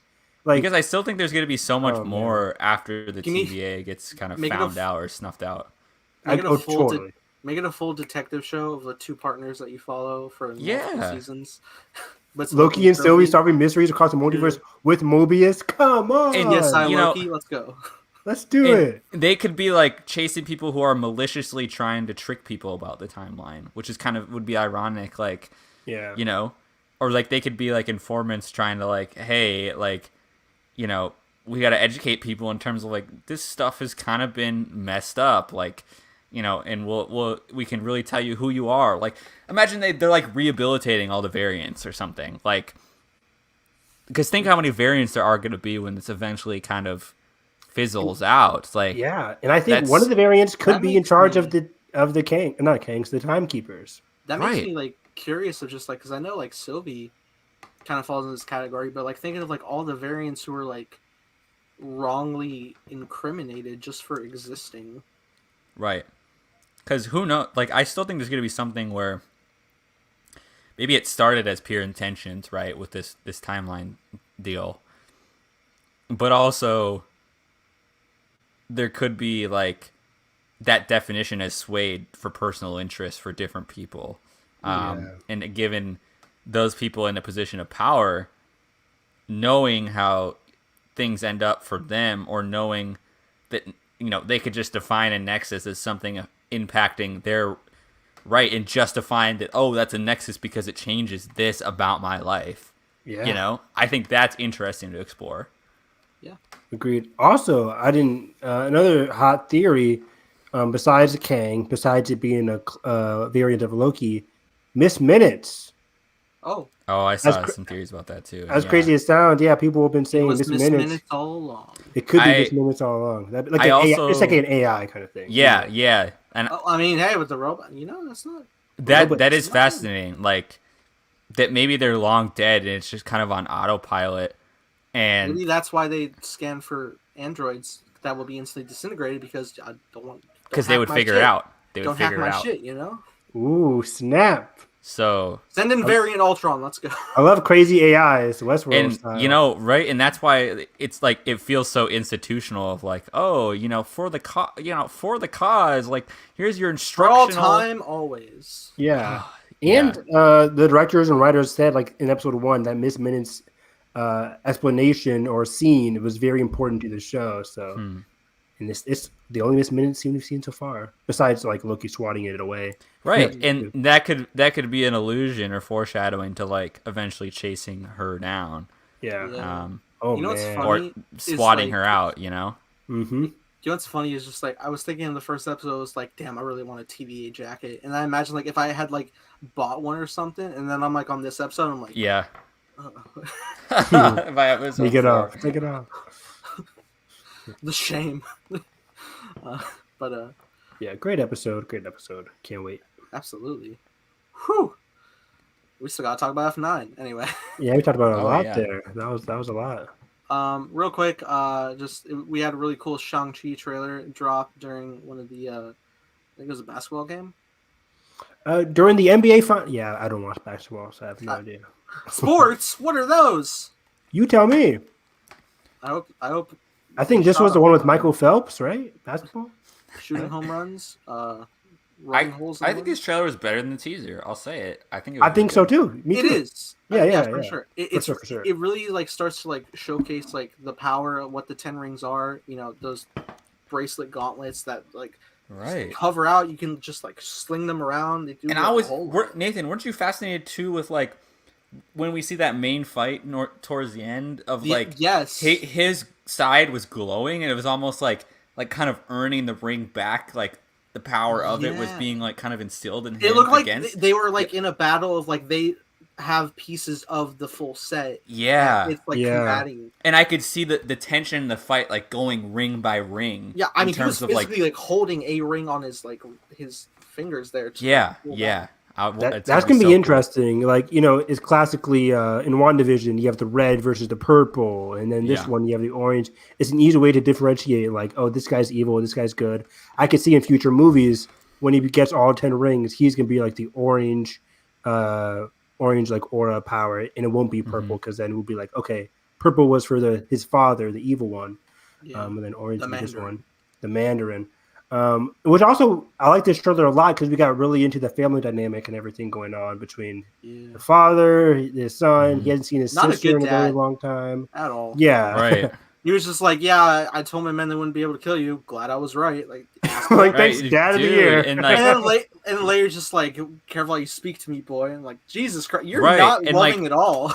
He was like he just tried to go live his life, right? Like, I didn't think there could be a worse dad than Odin, but you do. Congratulations. And then his responsibility is like thrown on him, and then turns out he actually has to fight for it because all this stuff his dad is doing, which makes it even worse. It's just like, man. And it seems like the rings give somebody like decreased aging or slower aging because we see his dad like seemingly in the past, like fighting these like this with huge army by himself with the 10 rings. So what truly is the legend of the 10 rings? Right, and it seems like he kind of just took over the generational thing and said, "Nah, I'm just gonna keep it." Like, yeah, there was no pride in it. Like, there's so many like interesting creatures. Like, it looks like there was like in that like past battle. Like, I don't know if it's specifically like Chinese Asian influence, but like they're like depictions of like lions actually being molded that way and as like a real creature is fascinating. Lion and then there was like the dragon underwater. Super cool. Isn't Fu Manchu? I forget what it's called. Fing Fang Foom. Fing Fang Foom. It's not that. No, I don't believe so. They already confirmed that it's not going to be in that movie. You know, I saw a Lego set before this trailer came out of Shang-Chi that is on store shelves, and it is that dragon. But it wasn't like. Did it have a name? It did not. It wasn't like specified to be. It was just. I think it was just called Dragon. It was. People are thinking that's the character that. The older Asian actress is playing. She was in the trailer fighting. Looks like she was fighting Mandarin. You think that's the character? Yeah, it could be. Okay. I thought you were like, this is the dragon that Iron Fist fights. I was like, oh shit. Yeah, nah, F Iron Fist. No. Anyway. Michelle Yao. Yeah, that could be your character. But yeah, it's a really like jam-packed trailer. I would hope that's the one that plays in front of Black Widow coming up. But I just saw Zola tonight, and they were playing the first teaser for Shang-Chi, which is still a good teaser. It's solid, but I wish I could see more Shang-Chi trailers in general. I feel like I go to the theaters and I don't see Shang-Chi trailer. I see a lot of the same Black Widow trailer. I mean, not that one anymore. Oh yeah, still, no, we got the. I like the new trailer now. Yeah, especially with that again. That bring her home. The Russian operatic Avengers theme is so good. Mm-hmm. But also, yeah, I think a big surprise in the trailer was the fact that surprise Abomination is back before his reappearance in She-Hulk, fighting Wong for some reason, which is weird because I remember there was a rumor going around from one of the plot things because there were set photos of like this tournament style thing that we thought it was going to be Mordo from Doctor Strange, not Wong. I remember those rumors. Yeah. So I was like, wow, Wong? Okay. I remember the Mordo stuff, yeah. It's also interesting that Abomination now looks a lot more comic book accurate. Like it's like that blend, like how he looked in Incredible Hulk, but also now he has the fins like in. Okay, remind me of Abomination. Remind me how he's like a Hulk gone wrong kind of. He's Tim Roth. Yeah, Emil Blonsky took a very experimental super soldier serum under the guise of General Ross, and it was like a horrible blend because it's like it's supposed to be the super soldier serum, which we know good becomes great, bad becomes worse, but also it's fucking gamma mutation mixed with that. So it's double the ante of stuff. Yeah, it's so bad, and he kept like not just doing that, but he also like went through another thing to like get even more enhanced power. So he broke his back, right? And then his spine popped out. Like his spine popped out, so like give me more power, basically. Yeah, he straight up mutated. Yeah, and it's Tim Roth, and we haven't seen Tim Roth in films or TV in a very long time.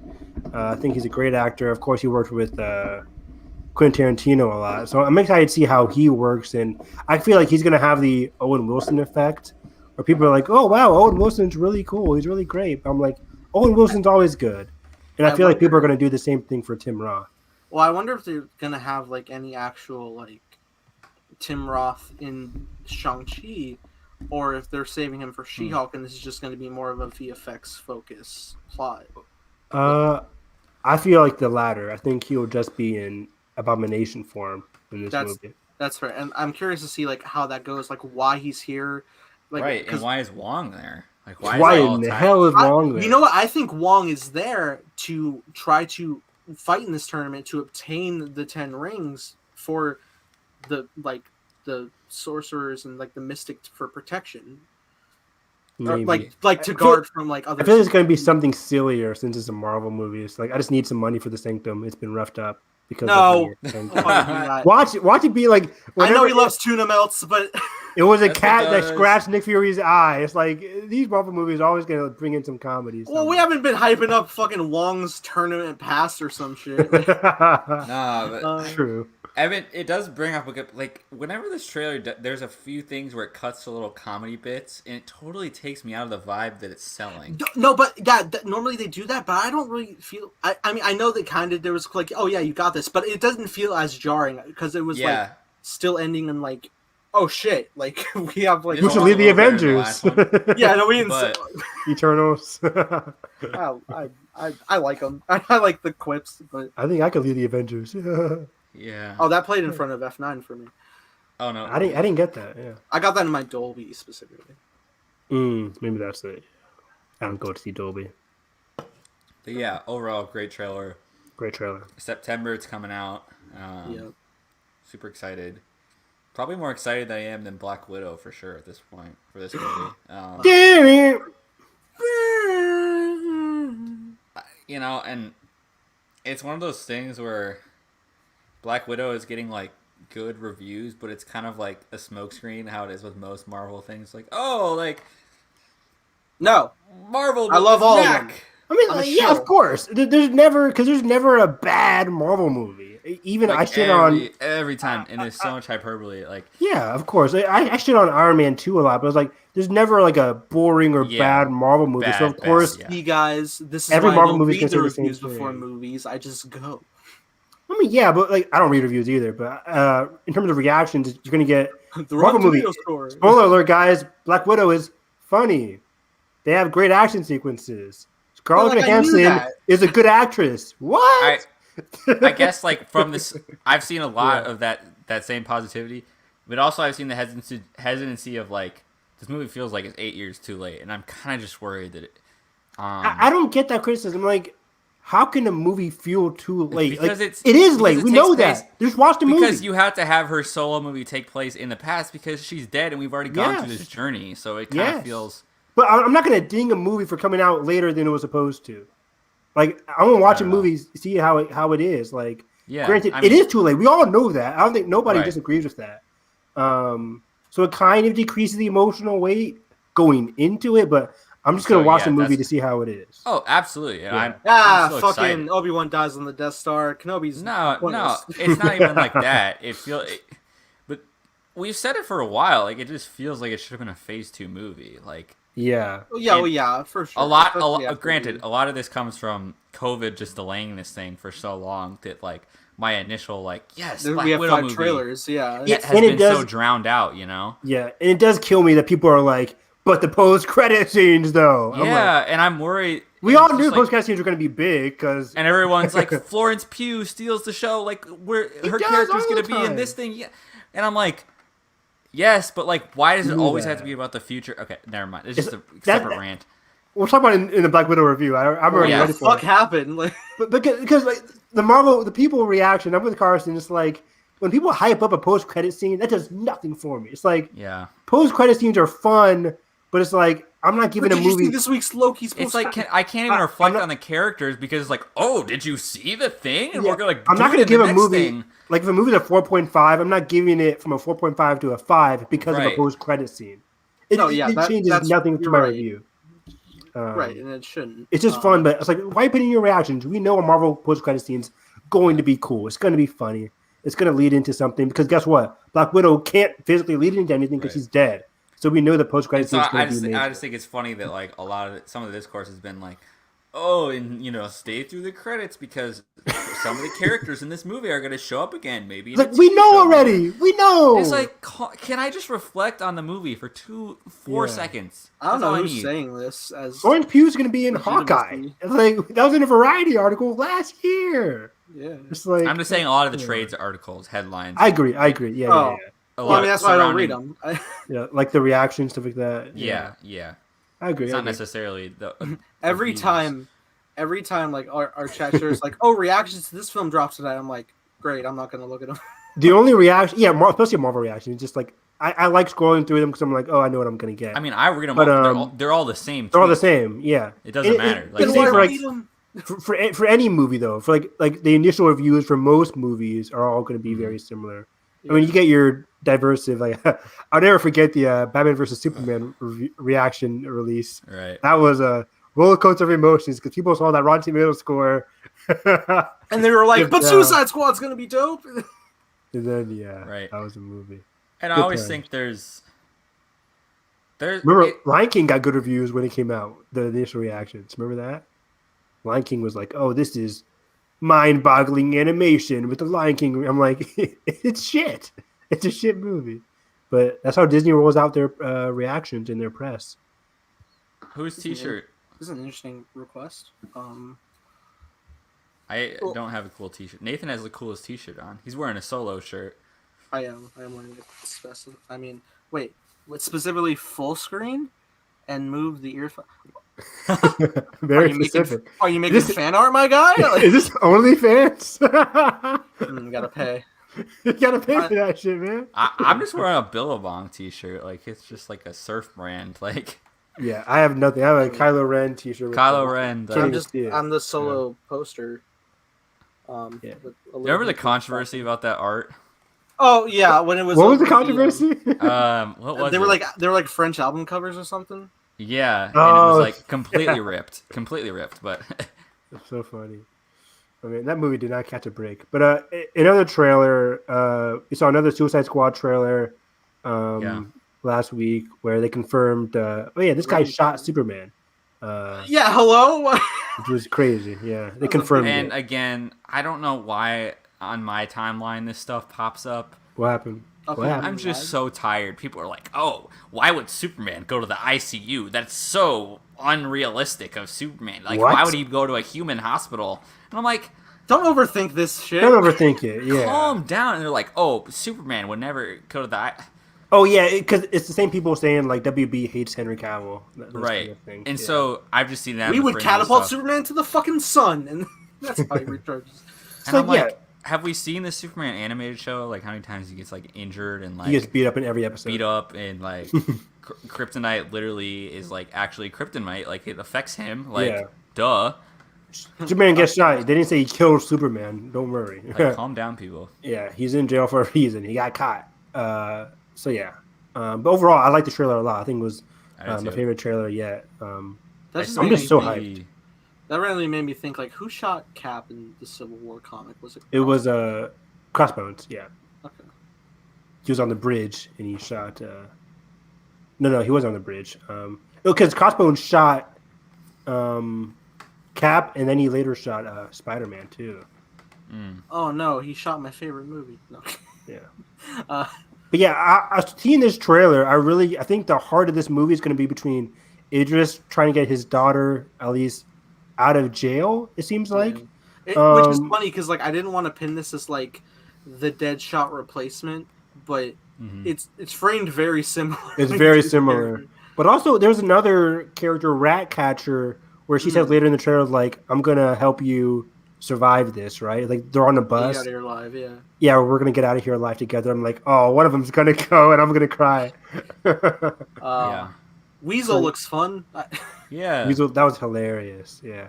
Yeah, I don't know. I think here's Carson. Here comes negative Carson. Listen. I love what are you doing, Carson? I love James Gunn humor. I think they're doing him a disservice with some of these out of context things because it's just like like he's a eat all the dicks on the beach. Like, yeah, and a lot of like the I like that stuff. Like potty humor, it's I funny. guess.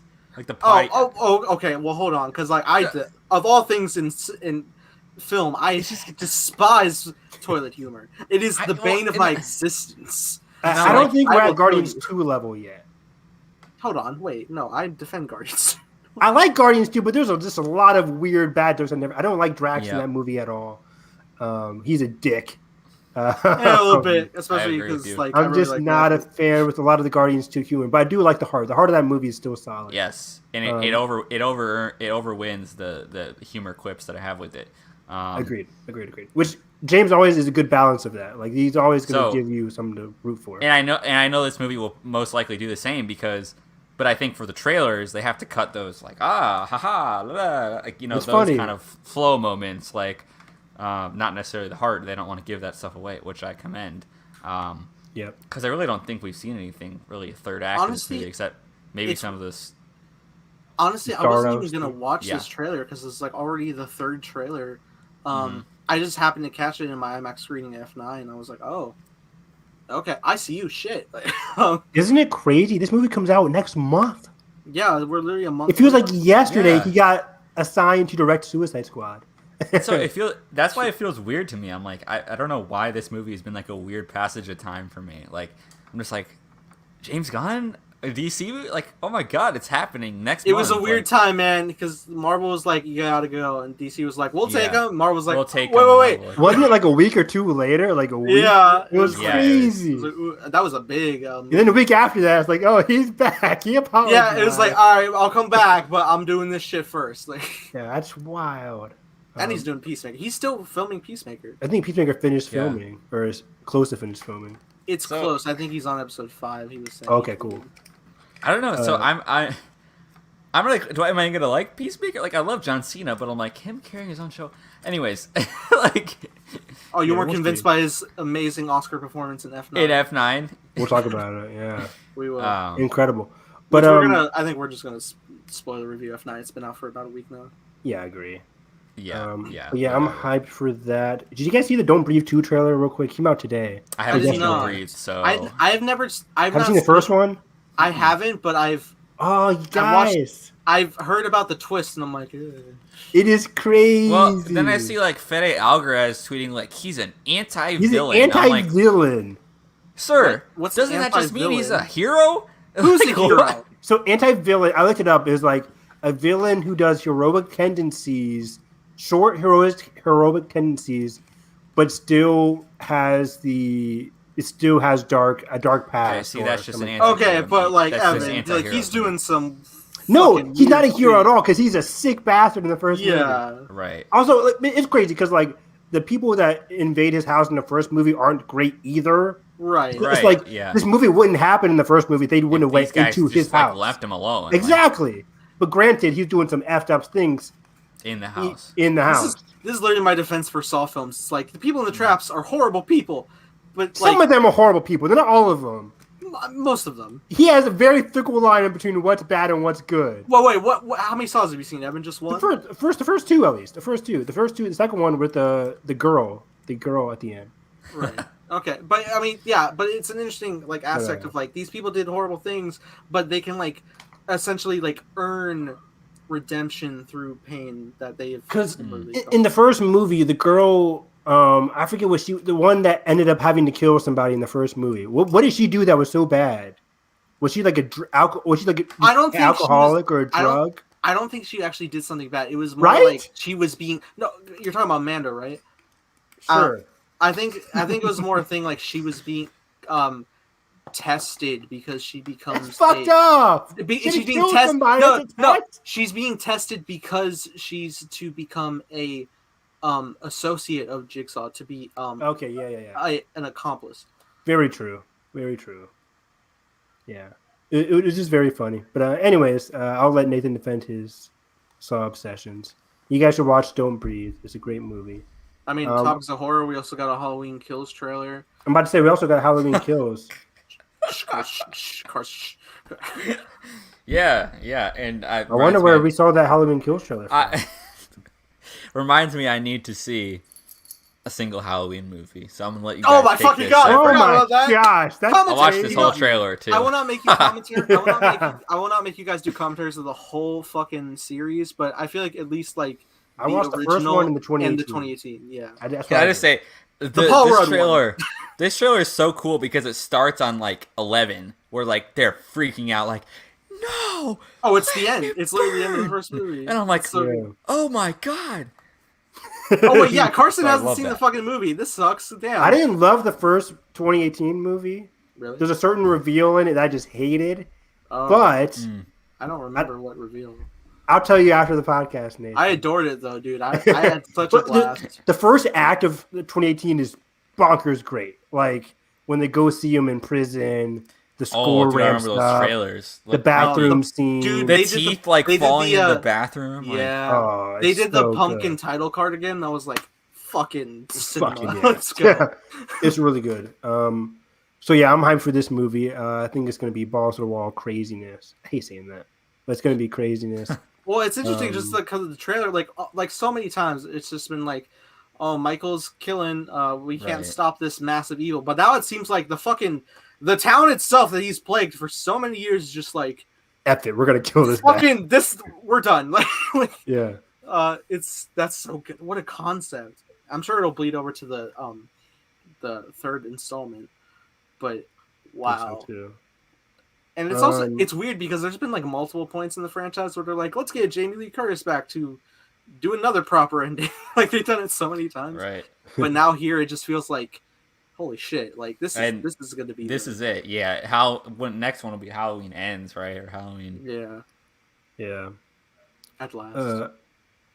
Sure. Just to breeze through these so we can get to Fast 9. Rachel Zegler is Snow White in Mark Webb's upcoming Snow White film. Also, fantastic. Holy shit, Mark Webb! I didn't even know was making it. Yeah. 500 Days of Summer. Have you guys seen that? No, that's it's been on my watch oh my list for gosh, like 5 guys, years. So good. Oh, Nathan, you've seen it. Okay. I have. Okay. Dude, 500 Days of Summer is my jam. With the boy Joseph Gordon-Levitt. Yeah, and dude, when he's like slicking his hair back, he looks into like the car reflection, and it's fucking Harrison Ford as Han Solo winking. It's so good. 500 Days of Summer is a fantastic romantic comedy / drama. It's just written so well. You end it, and you're just like smiling so much. It's like, oh. Clark Gregg's in it too. Is he? Oh yes, yes he is. Wow, what a king. King, yeah. Agent of S.H.I.E.L.D. crossover with 500 Days of Summer. But yeah, I'm excited for this movie.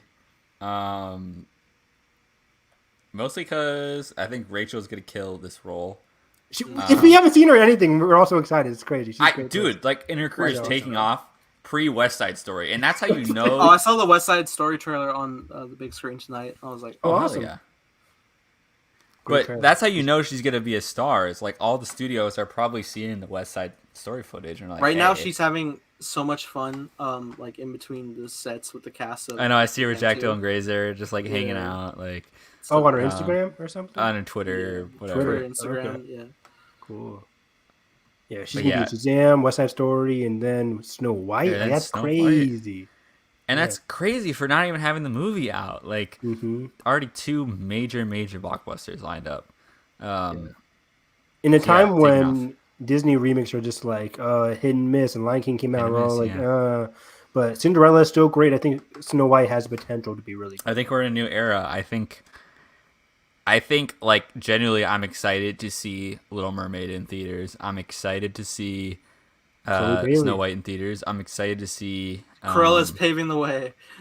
Yeah, Cruella 2. I guess we'll see what that becomes. Mm-hmm. So it's kind of interesting. Like, and I think the way to go is kind of this hybrid. Like, hey, original and vain, but also like, hey, there's some kind of cool stuff that we maybe want to expand on. And I think that makes it worth it to like tell it in live action. Who's the villain in Snow White? That's not Maleficent, right? That's something else. Maleficent. No. It's the. Do we know? Is this called Evil Witch? Is it just called Evil Witch? Yeah, it's just a witch, right? The apple herself. The apple is the villain. Maleficent is what? Sleeping Beauty. Yeah, Maleficent is Sleeping Beauty. Okay. I always got this confused as a kid, and I'm like, what the hell? But yeah. Yeah, what the fuck did the witch do? Like, evil witch is just like an evil. It was literally just like apple. Bye. Did she turn into a dragon in Snow White? Snow White and the Seven Dwarfs, 1937. You guys. Wasn't the first color? I think that was just the first like big Disney. It princess. was. It just says queen/witch. Yeah, queen/witch. Cool. Okay. Who's gonna cast there? That's gonna be important. Emma Stone as the queen/witch. Snow White. And God, I forgot they did a Snow White and the Huntsman movie in 2012. Oh, those are bad. Wait, that's with Charlize Theron, right? Charlize Theron. Charlize Theron, Kristen Stewart, Emily Blunt. Chris Hemsworth. Oh God. What? Rupert Sanders has done two of those movies. He's done Ghost in the Shell with Scarlett Johansson. Bad. And Snow White and the Huntsman. Bad. He's fired from Hollywood. Yeah. Oof. But moving on, we have Transformers Beast Wars confirmed for June 2022. Yeah, is this the live action one with Anthony Ramos? Live action one. Animated one's gonna be far off, I think. Honestly, I'm just glad. I think they're gonna be sticking with the designs they had in Bumblebee, which just looks so good. Yeah. Who are they? Did you see we have a new someone was confirmed for the voice of Optimus Ron Prime? Perlman is Optimus Primal? Yeah, which is Optimus cool. Primal, yeah. Cool. I was reading the headline at first and I was like, no. I thought they were replacing the Optimus Prime guy. And also like, the since the 80s he's been doing it. Yeah. The co-lead with Dominic Fishback. Yeah, Dominique she was in Judas, which I still need to see, but wow, you haven't seen Judas? Oh my! In the Black Messiah. I know. Carson, you know this is called summer, right? You're supposed to be able to do things. It's not on HBO Max anymore because it's back. It is in July. Okay, I'll watch it. How did you miss it? It's literally 31 days. 31 Dude, days. I know. 2 hours. Was like 2 hours. That was like a month before graduation. I need the next episode of Batman. Here comes Carson. A month before graduation, Here he I was in the trenches. In the trenches. Look at this guy thinking he's in World War One. He was in Dunkirk itself. Oh, now you just ruined it, Carson. Now you just ruined it. But yeah, I'm excited for Transformers Beast Wars. The director again is director of Creed 2. Where's Travis Knight? Stephen Cable Jr. There we go. Jr. Yeah. So I'm excited, and Anthony Ramos coming off of the should have been a hit Into the Heights. It is in my heart. Our heart too. Okay, then we have Dune delayed to October 22nd. Yeah. I have it 2022. That's not right. I think Evan and I got this all out in the thread. Yeah, we got it all out in the thread. Short story short. Last Night in Soho moved now, so I'm not even concerned. I think this is a good spot. It's 2 weeks from Eternals, right? And 1 week before. 1 week before. 1 week after Halloween Kills. 2 weeks after Bond. And 1 week before Eternals. Is it 1 week before Eternals? Or 2 weeks? 2 weeks before Eternals. So it has 2 weeks to itself. We're missing Venom though. There's Venom somewhere in between. Venom's. Keep on talking. It's I think it's 1 week after Dune. I could be. Isn't it October 28th or something? Venom is. Where the hell did? Oh, Venom moved up to September actually. It did. Venom is September 24th. Oh. Exactly, Ben. Anthony Ramos needs to become a huge star. I think Transformers would do it for him. Unfortunately, people become big stars, regardless of the quality, from big blockbusters. So I think Anthony Ramos is going to be a big hit after that, probably. I have seen Ice Cube's son in so many things. Oh, Venom did move up. Yeah, so Venom moved up to September. So yeah, it was going to come out 1 week before Dune initially, which worried me. I forgot Anthony Ramos is in A Star Is Born. And so he's Gaga's best friend. Yeah, awesome. And so Last Night in Soho moved up or moved back back 1 week. So it'll be Dune second weekend. You know what? I'm happy about this now. Again, I think Last Night in Soho is still going to be lucky. I know. March 2017, people. It's going to be lucky to make 10 Baby Driver did over $100 million domestically, which is crazy. Well, look at the concept for Baby Driver. Fast, action, cars, hijinks, heists. But also look at the concept for Last Night in Soho. Horror in October, Edgar Wright with one of the biggest stars in the world, Anna Taylor-Joy. I agree, but at the same time, the Queen's Gambit, that was Edgar Wright. Yeah. How much movies did his Cornetto trilogy make? You're absolutely right. Baby Driver was his first absolutely box office. I want this to be success. a hit, but even then, I think this movie didn't cost much in the first place. I think Last Night in Soho was hey man, Scott 15 Pilgrim, million to make. But Scott Pilgrim underperformed. I'm thinking the fact that it did move says volumes for the audience overlap. In terms of, I agree. Yeah. Mm-hmm. And also, I'll put this on the TL. Don't forget about Antlers, people. Antlers comes out that same weekend as Last Night in Soho, and the trailer came out like a year or two ago now. It's supposed to come out like in 2019. Is it Kerry Russell in this movie? Kerry Russell, yeah, and it looks fantastic. It's from the guy who directed that one Western with Christian Bale, which I loved. I forget what it's called. Scott Cooper.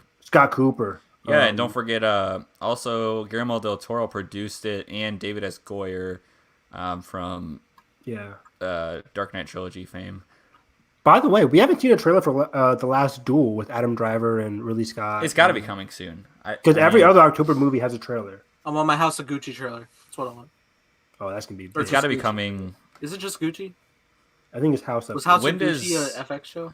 House of Gucci is the... When does that Adam Driver movie come out this summer? The Annette? Yeah. It's in August, right? I bet it would drop around then, just to capitalize on Adam Annette, Driver. August 6th, yep. Yeah. Same day as Suicide Squad. But yeah, I think Last Duel might be a big sleeper awards kind of deal. I agree. Because we got Adam Driver, Ben Affleck, Matt Damon, and somebody else. Friends. We must discuss Lego. What happened? Is there more Lego news? No, it's just like we talk about. You all got your talks out off air. Yeah, go. Oh wow, you're right. I still don't know what am I supposed to be looking at. Please explain. Let's dive into Lego Star Wars. First off, I want to break down the Lego Sanctum set, which I found interesting. That it all comes with Spider-Man, MJ, Doctor Strange, and Wong. Fascinatingly enough, Wong with the hair. So let's go. Right. So that basically confirms that picture is them approaching the Sanctum set. I'm assuming. Yeah, I think at this point. Especially the way the brick builds look and how it's lit. I think it's probably like a basement type dwell. Also, it gave us our first look at the new Spider-Man suit. It looks like we're going to be getting in the film, which looks like a mix between pretty much Iron Spider and Iron Spider. Yeah. Yeah. Which every Spider-Man movie, there's always a new suit. So yeah. It's a big mix for people right now. It's just like, is it? It looks cool or like it looks awful, and you love Spider-Man Twitter. You gotta love it. They fight about everything. Spider-Man Twitter is horrible. Yeah. It's so bad. But also, fun fact is the fact that like this actually comes from original concept art for the Iron Spider suit in Infinity War way back when. Yeah. Yeah, every Spider-Man movie, we always get a new suit. I still hope we get the red and black one because I love that one from Far From Home. Yeah. It's hard. There's no like concept art to base also this one from like the next set, but there's this like black and gold Spider-Man suit as well. Right. I saw the gold on there and I was kind of like, what is that about? It's also gold webs, which is interesting, but yeah. Could be a Lego thing. Probably. I'm not going to put that past it. But that is also an interesting set given the fact that it's a set with Vulture. Which I know we were like, is Lego just like rehashing old like movie scenes, ideas and sets? But like this is like completely different suit, not in like Homecoming concept art, and just a whole big like drone thing. Which the set is called Spider-Man's Drone Duel. I was talking with Trey and everybody in the Spider-Man chat. We have an interesting theory that they could be. This isn't Spider-Verse related, Evan. However, I could go off that based on the Loki and credit scene variants, but I won't. It's actually from like Spider-Man lore of like the Spider Slayer drones that exist, which are usually made by Alistair Smythe. Is this from from what event is this from? Well, it's been in like a few things. The comics. It was a prominent arc in the '90s Spider-Man cartoon. They also made it a. I remember that. They also made a thing in the Amazing Spider-Man 1 video game, which was a sequel to the first Amazing Spider-Man movie, with the Spider Slayer drones. So it would be interesting if they like factored that in. Maybe like some of the minds can create it, whether that's like Ock or Norman or somebody, or Vulture himself too. if he's returning. It'd be interesting for sure. Yeah. Yeah, I don't think the Vulture is going to appear, but yeah, I can see that happening. I can see Doc Ock doing so. But real quick, actually, do you have anything else to say about the leaks, Nathan? The Lego leaks before I jump in. The no, I just wanted to ask. Lego Cloak of Levitation as its own piece is so good. That's amazing. Amazing. And I wanted to ask. Could be showcased on Twitter, but tell the audience in terms of your variant theory in terms of the villains for No Way Home. Yeah, this isn't too dissimilar of like what I was saying after episode 2. Just like you could have any Marvel property pre-MCU can just be a quote-unquote variant timeline version of Marvel events, and that would also apply to both Toby and Andrew's Spider-Man realities. I had said like they're variants of our Peter Parker Spider-Man since the MCU. The variants of Tom Holland, right? Yes, absolutely. So how would this explain Doc Ock being evil? Does it? It really does not, unless they decide like not really like. I know they said like pull him from that moment in the river, but maybe they're not actually pulling that moment. Maybe they're pulling him like before he actually has that like talk with Toby confrontation to have like that change of mind, and they pull him while he's still villainous, because they could very well do that. That would like totally ease my worries. Me too, but at the same time, I think with how we know Jamie Foxx's Electro is going to look a lot different, then that can definitely be a variant. Just like how. We can now officially say that J.K. Simmons' Jameson in Far From Home was definitely a variant of Jameson. Yeah. It's kind of like we already knew this, but we just didn't have the exact term of variant to define it. Now, will the Spider-Man be pruned and dumped into the fucking Spider-Verse bin? I don't know. Right, and I'm assuming Doctor Strange is going to have a little monologue at this sanctum about what's going on. Well, that would be interesting too. Of just like if the TVA goes down, like who's really gonna have to wrap this up? Is this all just gonna be burdened on Strange with Multiverse of Madness? Maybe one man doing what thousands of people in TVA do. The Sorcerer Supreme, who saw 14,605 results of time. Oh, I did see a theory too, of like, not even a theory, but like a just kind of realization that possibly when Strange was looking at all those, realities, not only is he looking for the one that they won, but he's looking for the ones that didn't disturb or cause Nexus events, quote unquote, for the ultimate timeline, Yeah. So possibly, there's like 2 qualifications now for like maybe there were several that they won, but for whatever reason somebody caused something. Well, created a ripple elsewhere. I think he was on a similar like thinking mindset with the ancient one, who was like, yeah. You take the stones, like she didn't explicitly say Nexus event, but it was basically the same thing, just like a dark path of reality. But it's like, all right, we'll take the stones at the exact time and bring them back at the exact time because we're time traveling. We can do that. So solid. And the Avengers were supposed to. Well, I mean, if they were okay. Well, also, this chick can't be trusted. Yeah, so it's very interesting. I'm pretty sure they were just like, Loki bullshit. Let's get him out of here. Yeah. So yeah, I just wanted to share that because people didn't know that. I thought that was interesting. I think that's it. Nico Parker cast as Stara in The Last of Us. It's very exciting. That's going to begin filming very soon. Joel doesn't have a dog. Also, just one last news. Ethan Hawke in Knives Out 2. Surprise! He's holding some like nail gun thing. What if he's just like visiting the set? Like that'd be funny as hell. Yeah, he's got a whole suit on, dude. He's Edward Norton's stunt double. Oh my god! Yeah, we haven't seen Ed Norton yet. I saw an image of Batista in a motorcycle with. I did too. Was that Kate Hudson? With Kate Hudson, yep. I saw a selfie with Catherine Hahn and Batista had a gun in that shot also, which is interesting. Oh, he did. Yeah, on his hand. Oh, he did it! It's Batista. No, he's special agent. I definitely see him as like some sort of enforcer character, kind of blending in with the whatever family this is going to be or whoever. The law, as it were. I am the law. Imagine he's like private security. Like that's kind of interesting. Like imagine like a detective dealing with private security or something. Like that's gonna be interesting. I can't wait. They all did it. They all give us a full theatrical release. Netflix. They will. They got it. At least 2 weeks. Yeah. I thought this was Netflix. God damn it, that makes me sad. But it's Ryan. Ryan is more of a proprietary person for the theatrical release than anybody else. I missed The Last Jedi in theaters. Man. That was an experience I'll never forget. Okay, Fast 9 review. Let's do it. Cinema incarnate. Cinema in one. Spoiler alert for Fast 9. Ben, please tell me you saw it.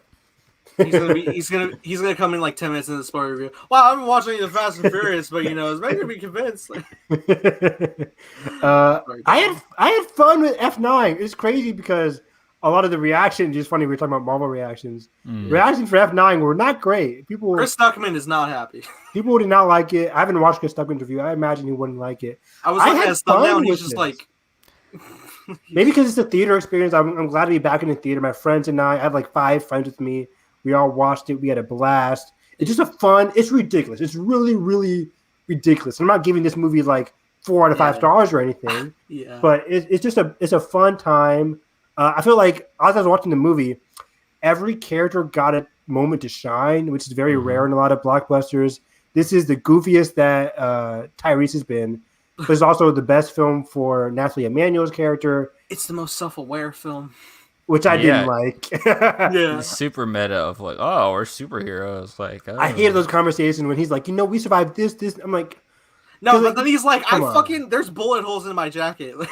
That was crazy. I'm like, God, we know you're superheroes. You don't have to admit the meta of it. Just roll with it. Just roll with it. I like him doing the prologue saying like, we survived a tank or an airplane. Like, that's fine with me. Every movie they do like a repeat of what happened in the previous movies. But I didn't like him saying like, oh, like we survived this. We must be invincible. Because guess what? You are. No worries, Ben. Feel free to mute us. Well, Evan will do his wave when we're done talking. Yeah, I'll do the wave when we're done talking. But when we hit 3 hours, you've gone too far. but yeah, I think this really is for one of the first times. This is Vin's movie. Like Vin is really like the focus of this. 1989. Oh, when we were having Also, side note, I've seen this movie probably an ungodly amount of times. It's so fast. I've seen it 3 times already. Jeez. In its opening weekend. Me and Patrick Willems. Yeah, we had like 3 rounds of F9. That's amazing. That's so good. But yeah, we had an employee screening and like we started playing it. And then it was like the classic Universal logo, and we were like, "Did we have the right movie? I was like, did you load Back to the Future?" Like, I was like, "What happened?" I was shocked by it too, especially because all of our commentaries were talking about that. Like, "Oh, is it going to be the new logo? It's not 2015 yet." Oh, light up the horizon. Pause at the horizon. Yeah. Now when we do that commentary, we're gonna be like, They changed it back for F9. As soon as I saw this, I was like Nathan's tweet where it's like, "This is the most artistic." Fast movie. I'm like, is this what Nathan's talking about? I mean specifically the water scene when we get there. Some of these montages with this redemption and flashback stuff, it actually got me. It worked for me. It got me. Yeah, it's good. I like the flashbacks. They were goofy because they had the character of John Cena. John Cena, little tiny dude, little ant, like. Yeah, but that jawline is perfect. It was. And then Vin was like this big guy. I'm like, okay, dude, and it sounded like ADR half the time with Vin's voice of like. Yeah, I was like, did they deepen this dude's voice? Yeah, I have to check. But I like the stuff with it. It came down to this miscommunication of like, hey, like you were the golden child. Like we didn't want you to have any of the problems because you were our best chance out of this, like racing and doing what. Like it kind of worked, and like all the kind of reveals, especially the Han adopted daughter stuff. I thought it was much better than like some dumb thing where they pulled him out of the fire, or, like like we swooped in and like pulled you out of the fire. It's definitely like built off of like you can't just go from like Han's death to now. You have to like get the build up of ridiculous tech of like F8. Yes. Yeah, and of course it's so in theme with. Or in line with anything, these absurd weapons of like, oh, this can control everything. It's just God's eye, just to another level. That's one thing that I hope that I know they're not, but I hope they're going to do in the next 2 movies, where it's like, can they not go after some random device and save the world? Like they've been doing the F6 thing since F6, where it's like, oh, here's a device, we got to take it out. Defeat this team, and then we win. It's like I think they gotta switch it up for F10 because can you switch it up, please? Yeah. Someone tweeted this, and I actually think it's a really good idea. If you do an F10 Part 1 and Part 2, kind of the Infinity War of Endgame of this saga. Yeah. have have the bad guys win in F10 Part 1. Let the Yeah. device go off. Imagine a post-apocalypse movie with Hold on. Wow. no. We are not Avengers. I know we're a No, listen. Time travel in this movie, I'm not putting it past them. I'm not putting it past them. That actually You're does talking to go Kristen a bit too far much. for me. Like, oh, we're gonna. I know we're owned by Universal, so it's like, oh, let's get the fucking DeLorean and. Like, No, listen. Imagine Vin Diesel in the middle of the fucking desert with a Mad Maxed out fucking like car. You say that, and I got surviving for water. Sounds awesome. We can't time travel. Says we have this device that can activate every goddamn chip on. We can do whatever the hell we want in this movie. Yeah, because we can hack shit. We can't. We have not tapped into time reality. What's her face can figure it out. Ludacris can figure it out. We'll be fine. I know Ludacris can figure it out, but he shouldn't. There's one line I won't climb in Fast and Furious, and it's gonna be sci-fi. We went to space in like a Honda Civic in this car with a rocket engine, Nathan. It was a Pontiac Fiero. Space looked pretty bad though too. It was pretty. I awful. don't think so. It was pretty awful. I didn't think so. I looked. I was like, because for the first 5 minutes, Maybe I was tired. They were showing the reflection of Tyrese and Ludacris. I'm like, why aren't they showing the background of space? They're in space. And then when they did do the background, I'm like, oh, this is bad. Like it just looked like a green screen out the Wild Zoo. Like it was. You know what space looks like?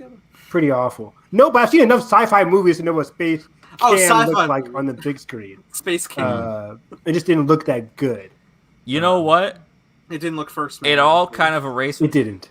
I thought, despite this whole meta deal with Tyrese saying all these things, I thought his little monologue of like, hey, like if this is how we go out, we go out. I'm like, dang, I kind of like this wrap up to this part of the arc for him. How has there not been a Tej and Roman spinoff? Crazy. Like they're so good together. Like I'm stunned they did what? Because it would bomb. Oh, okay. Hobbs is out the rock, so I'll put it past him. But like, yeah. But yeah, this. Oh, maybe if you put Nathalie Emmanuel there too, I'll go see it then. This movie is like we said, the most absurd. Oh yeah, there's a dynamic. Like, we got magnets going around. We got people flying on the cars. There's little safety nets. One of my favorite things I didn't fully like see until the third one in the flashback race between young Dom and Jake. Yeah. There is a young version of the F1 crew of Vince, Jesse, Letty, and Mia right behind Dom for like a few seconds. Oh, I didn't know that. And it just it looks so good. Like they cast it very well. I was like, this is great. But then I was also thinking like when Vin was writing to me like, I think there could be a backstory spinoff of Dom. I'm like, is this not your fucking? Yeah. But then I saw that and I was like, did he mean this young versions? Dude. Also, so you said that was Letty calling the race? Yeah. In the flashback, that's really cool. I didn't realize that in the first viewing. I'm like, oh, that's Letty. Okay. Yeah. That's really cool. It's funny. It was like looking at Mia. I'm like, damn, oh my god, Mia's a child. Literally. Oh yeah, I recognized Mia. Yeah. I liked because most Fast and Furious movies, they hinge on like what's the heart of this movie. Like I don't like F8 because I'm supposed to believe the heart of the movie is his wife, which we don't care about. Well, his ex, baby mama, the mother of his son. Yeah, baby mama. Which I still think was his son at that point. Yeah, I didn't really care about her at all. But F9, I actually liked the relationship between Cena. Spoiler alert: he's gonna get redeemed. That's not like coming a mile away. But it was cool to see. It worked. I saw tweets going around that like, how the fuck is Fast and Furious handling redemption better than Star Wars? For real though, it does. Yeah, it wears his heart on his sleeve, which I love for the Fast and Furious movies. And when he comes back in, he's like, I can't make it in time, but I can. I'm like, let's go. Yeah, let's go. I'm in the Han car too. Yeah, I loved it. I like John Cena in this movie. John Cena, you get for a specific role, and I think he nailed it in this movie. I think he was really good. He meshed well with the team. Oh, we got a classic. Vin Diesel yells really loud at one point in the movie, and it's like his most moment. yelling ever in this. I showed you mercy. I showed you mercy. I was like, this is really the one point. It's that. funny because like I'm in speaker surround sound now, so I'm like, what the fuck? We get Helen Mirren and Vin Diesel having amazing chemistry. Sexual chemistry out of nowhere. It's like, I don't know what you're talking about. Oh, it's so there. It's so there. Are you serious, Nathan? Pull the e-brake for me. Pull the e-brake for me, darling. Yeah, because they're just like she's just like a free spirit. Like that's just how she is alright. That's called sexual. It's just because I like Dom and Letty so much. That's just why. Of course, we're not saying they're gonna get together. I'm 9 movies in. Goddammit. Then we have Cypher, Charlize Theron. I'm a committed person. Charlize is terrible. She was amazing. She was terrible in this movie. I didn't like her. To shove a Yoda puppet, amazing. I loved it. No, yes. Let's talk. Amazing. Star Wars dialogue because it was because like the way it rolls out, he was like, "Get fucking X-wings, Millennium Falcon, Chewbacca." I was like, "All right, cool." Wow. It stopped there, and I was like, "All right, huh?" And then like he kept going. He was like, "I'm Luke Skywalker." I'm like, what is happening? And he's like, "Oh no, I'm Han Solo." I'm like, "What is happening?" And then they do that the dude whole Yoda was thing. so I'm like, crazy. Dude, I was dying in my first, chair. Okay, I was on my employee screening the first time, and like nobody was like really responsive. It was just like a handful of us. It's like 3 a.m. We're all just like spread out by the time it ends. But like when that scene was going, I was just sitting there and I was like laughing to myself. And then the second time I saw it, I'm sitting there and literally I am having almost a laugh attack, like quietly. But I'm just like, how is this real? I had tears coming out of both my eyes. I was laughing amazing so hard. Like, I haven't laughed this hard in a very long. Even the funniest of comedies, I was in tears laughing. The third time, I went with my friend, and he's just like, he's laughing too, and I'm just sitting there, and I'm just like, dude, it was like 5 minutes. It just kept going and going and going. Like you're a puppet with a hand up your ass. It's crazy that she's gonna be in another movie with. I'm like, oh my god! Kill her off. This is not okay. Of all like villains to like continue forward, like she's the worst one. Where's Luke Evans? Where's Luke Evans? Yeah, but also him redeemed. Like, please. Yeah. The guy from Fast 4, he was good. Braga. Luke Evans was great. Give me the old fucking Drift King again. I don't care. Like, hell yes. DK. Give me fucking Carter from F2. No, he was terrible. I will accept Charlize back if you please, for the love of God, change her haircut. That was awful. Give her, yeah. 3 times the charm. I think they'll give her something to actually do in the next movie, and hopefully she's monologuing in 2 movies in a row. I actually thought, you know what? I really thought they were just like, whatever, and I thought she exploded in that fucking. Me too. I was fine with it too. I was like, okay. I was like, oh, Vin has a straight superhero shot with the fucking. Which was great. Yeah. I was like, it rolls over. Amazing. He's like, yeah. I was like, if it lingered like a couple seconds longer, I would have been like, okay. But like, it just went by, and I was like, holy shit! I just saw that. She just walks away. I'm like, oh my, Justin Lin. I know Charlize is a great actress. She's one of the best. But like for these movies, in this role, for some reason, I'm just not vibing with it. Especially on a rewatch of F8, I'm like, she's just really just monologuing and whispering the entire time. And then this one, she's just chilling in a cube. I'm like, come on. It's just, I read your second grade report card. Like, that was hilarious. Dude, it was funny. She has some funny lines, but I'm like, they're not interesting lines. They're just funny for the sake of being funny. And then like, you got a new looks like you got a new partner. I got a Fast Furious tin collectible from. Is that a freaking tire? It is. It's not only a tin. It has like 3 layers of rotating tires. Oh my god, that's awesome! It actually like rotates inside too. Like you put a lot of popcorn in there. Yeah, Fast and Furious for our commentaries now. Fast and Furious. Drift. New cars are the backups. We just got copyrighted. Oh shit. Yeah. Okay. Let's talk about this post-credit scene. Yes. Wait, hold on. Dom walking by the mirror in the flashback, and then his young. Oh yes, that was a pretty cool shot. Cinema. Justin Lin stepped it up. I like him with this. Honestly, that whole sequence was going through, and he was like fading from like different place to place. I was like, "Holy shit!"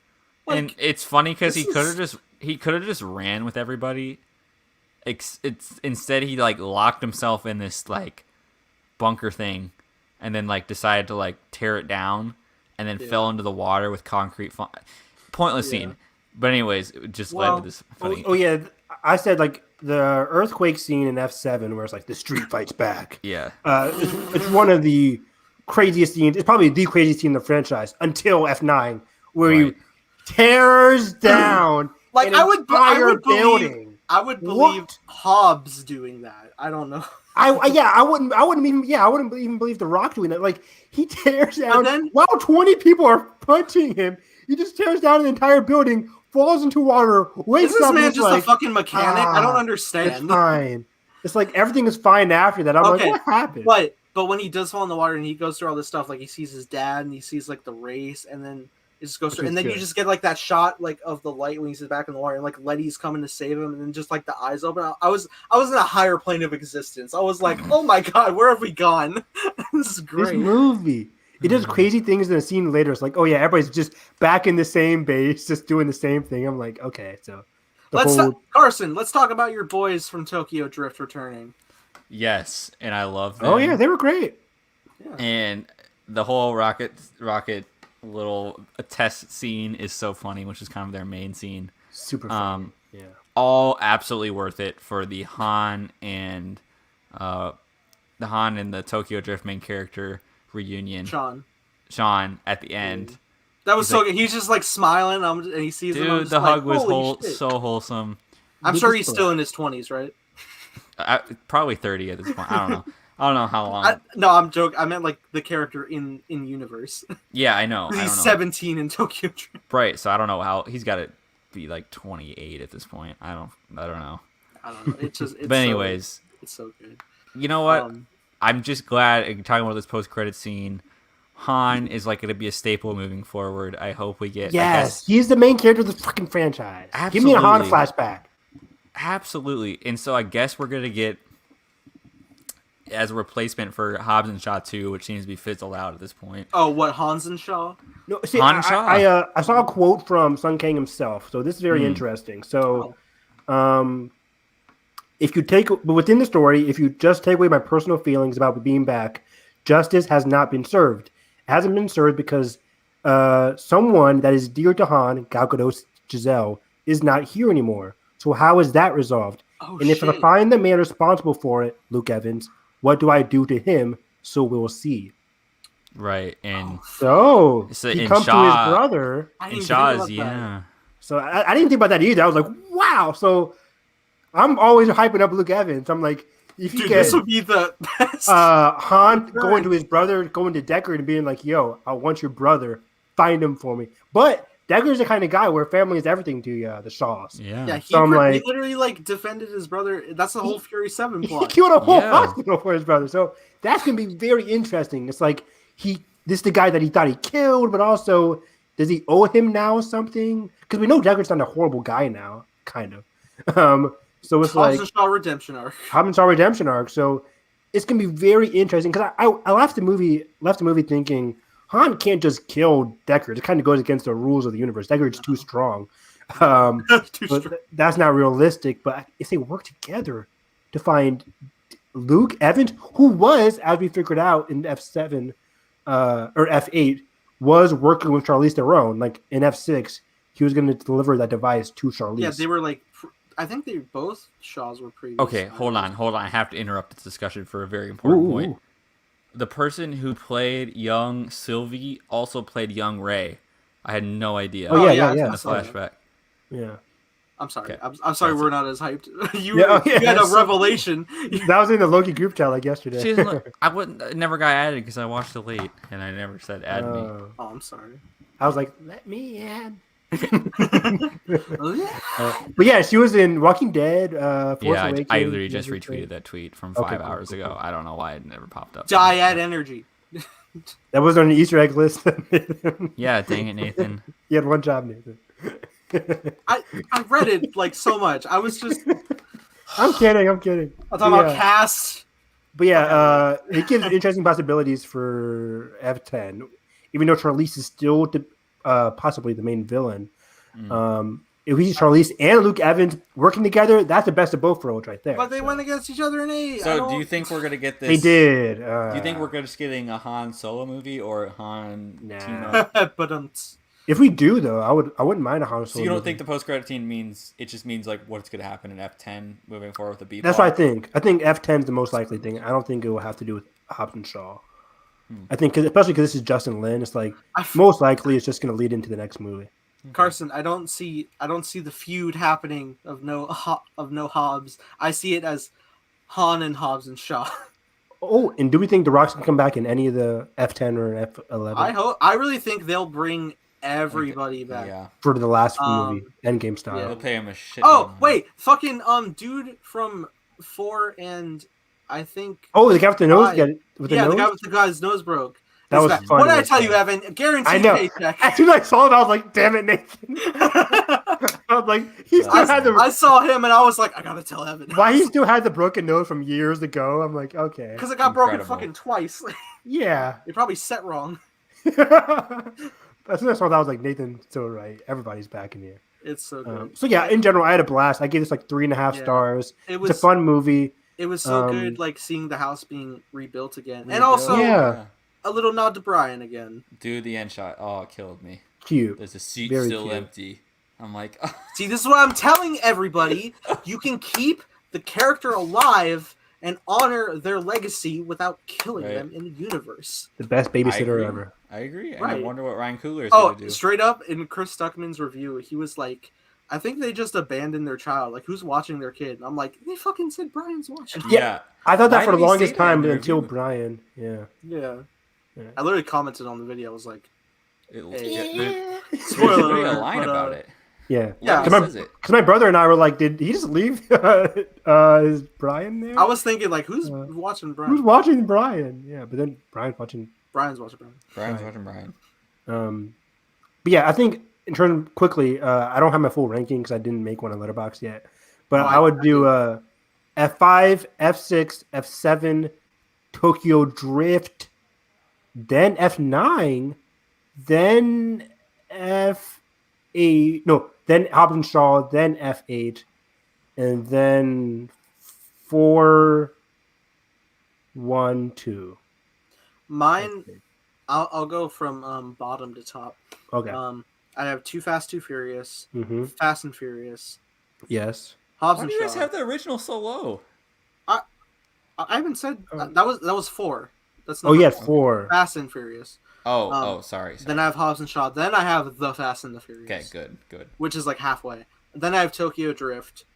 Then I do have F8 for pure absurdity and enjoyment. F8? Yeah, I like the dynamic of the main cast. Wait, over F8 over what? It's right above Tokyo Drift. Wow, over Tokyo Drift. Okay. Criminal. DK is disappointed. I know. Well, I don't. Well, okay. And then I have F9, then Furious 7, then Fast Furious 6, then Fast 5. Did you say Hobbs and Shaw? Sorry. Yeah, Hobbs and Shaw is right above Fast and Furious and right under The Fast and the Furious. Cool. Okay. Okay. Number 10, F8. Number 9, F4. And number 8, Too Fast, Too Furious. Number 7, Hobbs and Shaw. Number 6, F9. And number 5, Fast and Furious 1. Wow. Number 4, Fast 6. Number 3, Furious 7. Number 2, Tokyo Drift. Number 1, Fast 5. So you have 7 over 6. I never knew that. Yeah, I go back and forth on them. Look, man, Tokyo Drift is way more fun in my eyes in hindsight, but they just have like such a blast with the main cast currently. It's just it's infectious. Yeah, Tokyo Drift is just like mine. I don't care about any of the characters in Tokyo Drift besides Han. Besides Han. Han in the villain. I like, but Lucas Black is just notoriously the worst character in the whole entire franchise. He's just bad. Charlize Theron's. Okay, you're damn. But there, look, I have a lot of fun with the Tokyo Drift cast. I really do. But just in comparison, like Tej, Roman, Letty, Mia, Brian. I'm just saying, there's so many better movies of them that aren't F8. F8, I can't. F8 did not work on a rewatch. It felt like watching Deathly Hallows Part 2. It worked for me because it was like easing me into the absurdity that like F9 will become, and I was like, "Fucking, I'm having fun." Yeah, F8. I was just watching it. I'm like, I don't know. We jumped to Submarine, Evan. I still think F5 through 7 are peak modern crew trilogy. Yeah. And they've been doing the same thing ever since. Hey, we went to space. But yeah, this was a fun episode. I've been so excited to talk about F9 and Loki with you guys. I was thinking about. Okay. Oh yeah, sorry, Ben. Yeah. Yeah, we're good. I was thinking just like there's always funny moments of just like. Oh, but Tokyo Drift has family, Ben. I laugh so hard at like Tej always jabbing at Roman. And there was a great line at the end of just like when they were just like, oh, it was space food, and it's like, oh yeah, Tootsie Roll's space food, and that's not the part. It was just like he was just like going about like how hungry he was, and it's just like, yeah, it was like 0 calories. The Tootsie Roll was like, I'm overweight, and Tej was like, your forehead's overweight. I was like, what the fuck, man? Yeah, all that's just like them just chewing the shit. Yeah, so good. I can't wait for the next part of the Fast Saga. Yeah, to that point, F10. To that point, I would more Fast believe 10 your seatbelts. That's what people have been saying. Ooh, that's good. But also to the point, I would take the Jurassic Park crossover before time travel for the record. Me too. No, that is so dumb. Oh, but fucking time that travel? makes way more sense than time travel. Yeah, because at least Jurassic Park's starting to roll it like in present day. Even Transformers, I would accept more. Imagine? They gotta hit a certain speed to time travel. That's fucking Back to the Future. It'd be so good. It'd be so. Imagine having to hit 88 miles per hour. 88 miles per hour. Yeah, I was gonna say 90. I was close. That whole opening with the. If we do this, it changes everything. The landmines were insane. What a. How do they not die? Like, Tej did the math. Tej did the math. We're out of spoilers, guys. We're out of spoiler territory. That's like I hate the people who are like, oh, it's the first 10 minutes, not spoiling anything. It's the fuck you are. Great Scott. Oh, if Vin Diesel says Great Scott, oh my god. Great Scott. I'm telling you, we're getting time travel. Great Scott. We're not, but if we can have absurd tech, we can have time travel. No, I was also thinking when I was watching, I was like, god damn, I hope you guys love crazy timelines because this film's the king of it. Yeah. Right, and imagine we get to see like iconic fast moments from this time from travel. different perspectives. From different perspectives. That's Back to the Future too. Exactly. I'm stealing the entire trilogy. The Back to the Future trilogy. That Justin Lin, please do not watch this podcast. Do not get ideas from Carson. Come on the podcast though. But don't. Would Francis Ford Coppola do this? Absolutely. We buy enough wine, I'm sure. If we had Patrick Williams on the podcast right now, he would 100% endorse this idea. He probably would, yeah. But the Transformers crossover. No, screw Transformers. Stupid No. robots. Beast Wars crossover. Okay, but Carson, if he fucking like took off in a fucking like in any car, he just fucking ramped off. I'm sorry, Ultron is. I mean, not Ultron. Megatron did that in a Transformers movie. Megatron is literally taking one step and smushing Vin Diesel. I can't. It's beyond me. I'm not telling him to lift fucking Megatron. Just that's why I say Jurassic Park. If you drive a Transformer and it fucking like transforms in midair and then catches them again, which they did in a Transformers movie. Yeah. God damn it. We'll see where they go. I don't see it. I don't see fucking time travel, you loon. It's not gonna happen. Why? It's not even a reach out, compared to Sign all us the out. technology they've done. It's such a reach because we have hacking technology and nuclear codes. We don't have time travel and fucking flux capacitor shit. You just go fast, dude. They don't have to explain it. They need a flux capacitor to do that. What is happening? We don't know what a flux capacitor in this universe is. We don't need that. I've never been annoyed with Carson. Like, not since I first met him and he was like, Ragnarok's trash, have I felt this much level of despair. Nathan, this would be literally the funnest movie ever. He's taking my job. It would, but like, they gotta sell me on a trailer. Otherwise, we're just getting a rehash of Cypher, like, having a weapon, like an underwater device. Like. Well, then let's stop making world-ending events and let's just make it personal again. What is Cypher's gonna get control of like the underwater like shifts in the earth and it's gonna like rip apart and cause Prince's Eye, Pangea reformed or some shit. Like the weapon called Atlantis. Good job, Carson. We did it. Yeah.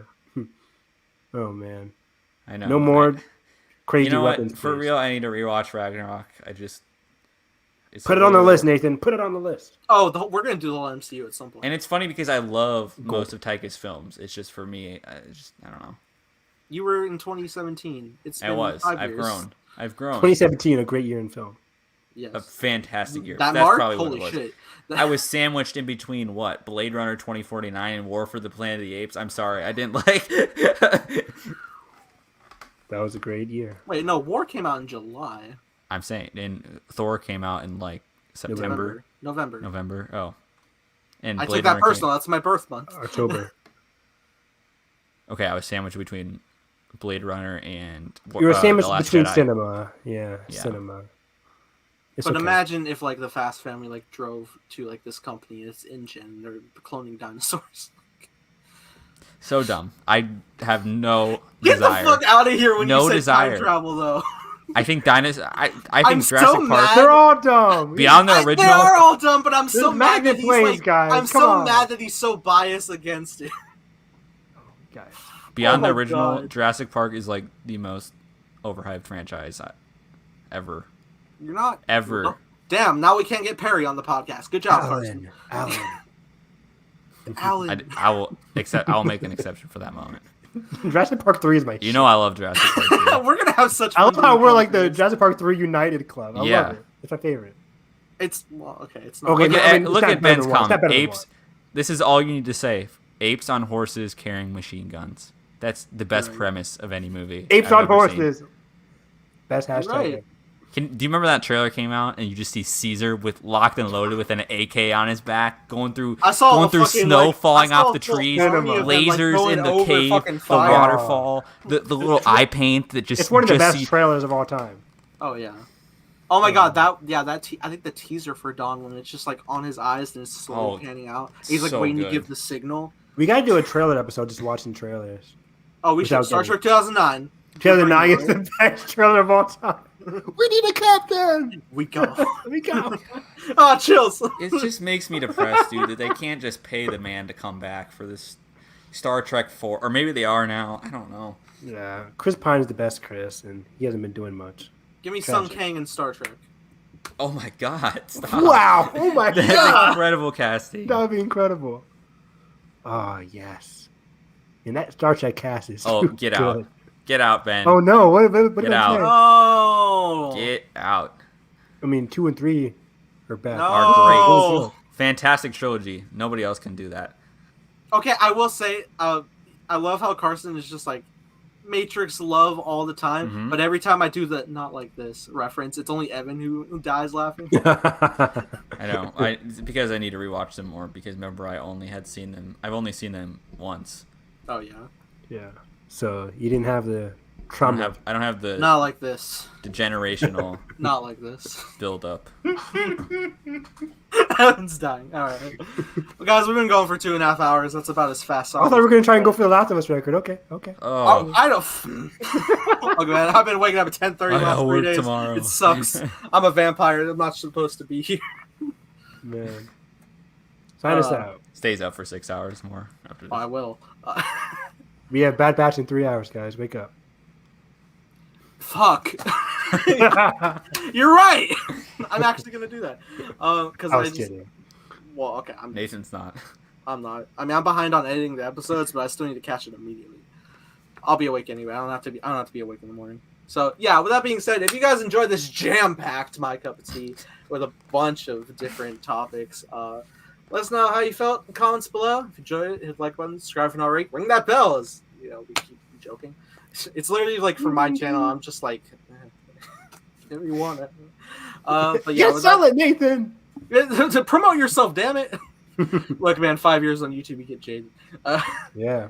Evan, where can they find you? Find me on Twitter, hyping up the Big Brother 23 cast reveal. It's airing on Wednesday, July 7th. I'm excited. Paramount Plus. Paramount Plus and on CBS. Oh, I need to watch New iCarly. Oh, yeah. Oh, that's it reminds me that came out today. Yeah. Episode 4. Also about Or Charlize 5. Theron. She's going to be filming the Old Guard sequel next year, which is very exciting. I forgot to mention that. I'm snoozing. Wow, you didn't like Old Guard? I haven't seen it. It's a great movie. Snoozing, you losing. But yeah, and then summer anime season is heating up, so I'll be watching that as well. Yeah, just follow me, Harris EV9. Carson, and The Rising Storm. Read that. All I gotta say. So sorry. I will be waiting for my special edition of The Rising Storm to be delivered in the mail. Okay, I couldn't get it. Hopefully it comes within the next couple days. And what else? 2 copies of the same book. Hey, leave me alone. I mean, at least like my different, like I have a physical copy of the High Republic and an Audible. Audiobook. Yeah. Yeah, that's true. But Audible doesn't count. We finessed them. Carson, that's the equivalent of buying 2 toys, 1 to open and 1 to keep. You know what? But it's not a Funko Pop, so it makes it more justifiable. I open all my Funko Pops and I buy 1. I don't give a shit. Yeah, dude. How do you not open your Funko Pops? Just leave it in the box. The back design just leave it in the box. You're just going to Walmart, buying this box, and then just leaving it. You think I'm leaving this shit in the box? box? Spider-Punk, bro. It ain't gonna bobble. Look how that thing bobbles. That's why you buy it. It's Is so it good. bobblehead? The whole back, it's so good. It is. Spider-Punk. Good job, Nathan. Good job. Thank you. We've been redeemed from our Fast 9 differences, or F10 differences. No, we won't be Whole resolved. 10-minute argument for no reason. We won't be resolved until you give some credit to Ragnarok. Okay, you guys can find me on Twitter at the Film Carson rewatching Thor Ragnarok sometime in 2021. I'll make that pact. I'll make that pact because Thor 4 is coming out right in May next year. Oh yeah. So I need to be ready. What's that line in John Wick 2? It's like, yeah, I'm ready in Christmas 2030. Sure. What is that? His car. I need to rewatch those too because John Wick 4 comes out next year. Now that is. Ooh, no, that's a commentary for you. Right? That's a commentary. Yeah. Amazing commentary film. Matrix is the end of this year. Matrix 4. I am so hyped for Matrix 4. Jeez, man. Wow. We're gonna be like intermediate, like Matrix Spider-Man commentaries. Complete. What different franchises? Oh yeah, fucking biblical allegories versus I just want to do my homework. Drone fight. Stupid costume. But that being said, yeah, you can find us all on our respected social medias linked in the description below. And that being said, I already said the outro, so I hope you have a great day. And remember, it's good to be back at the movies. Movies. The movies.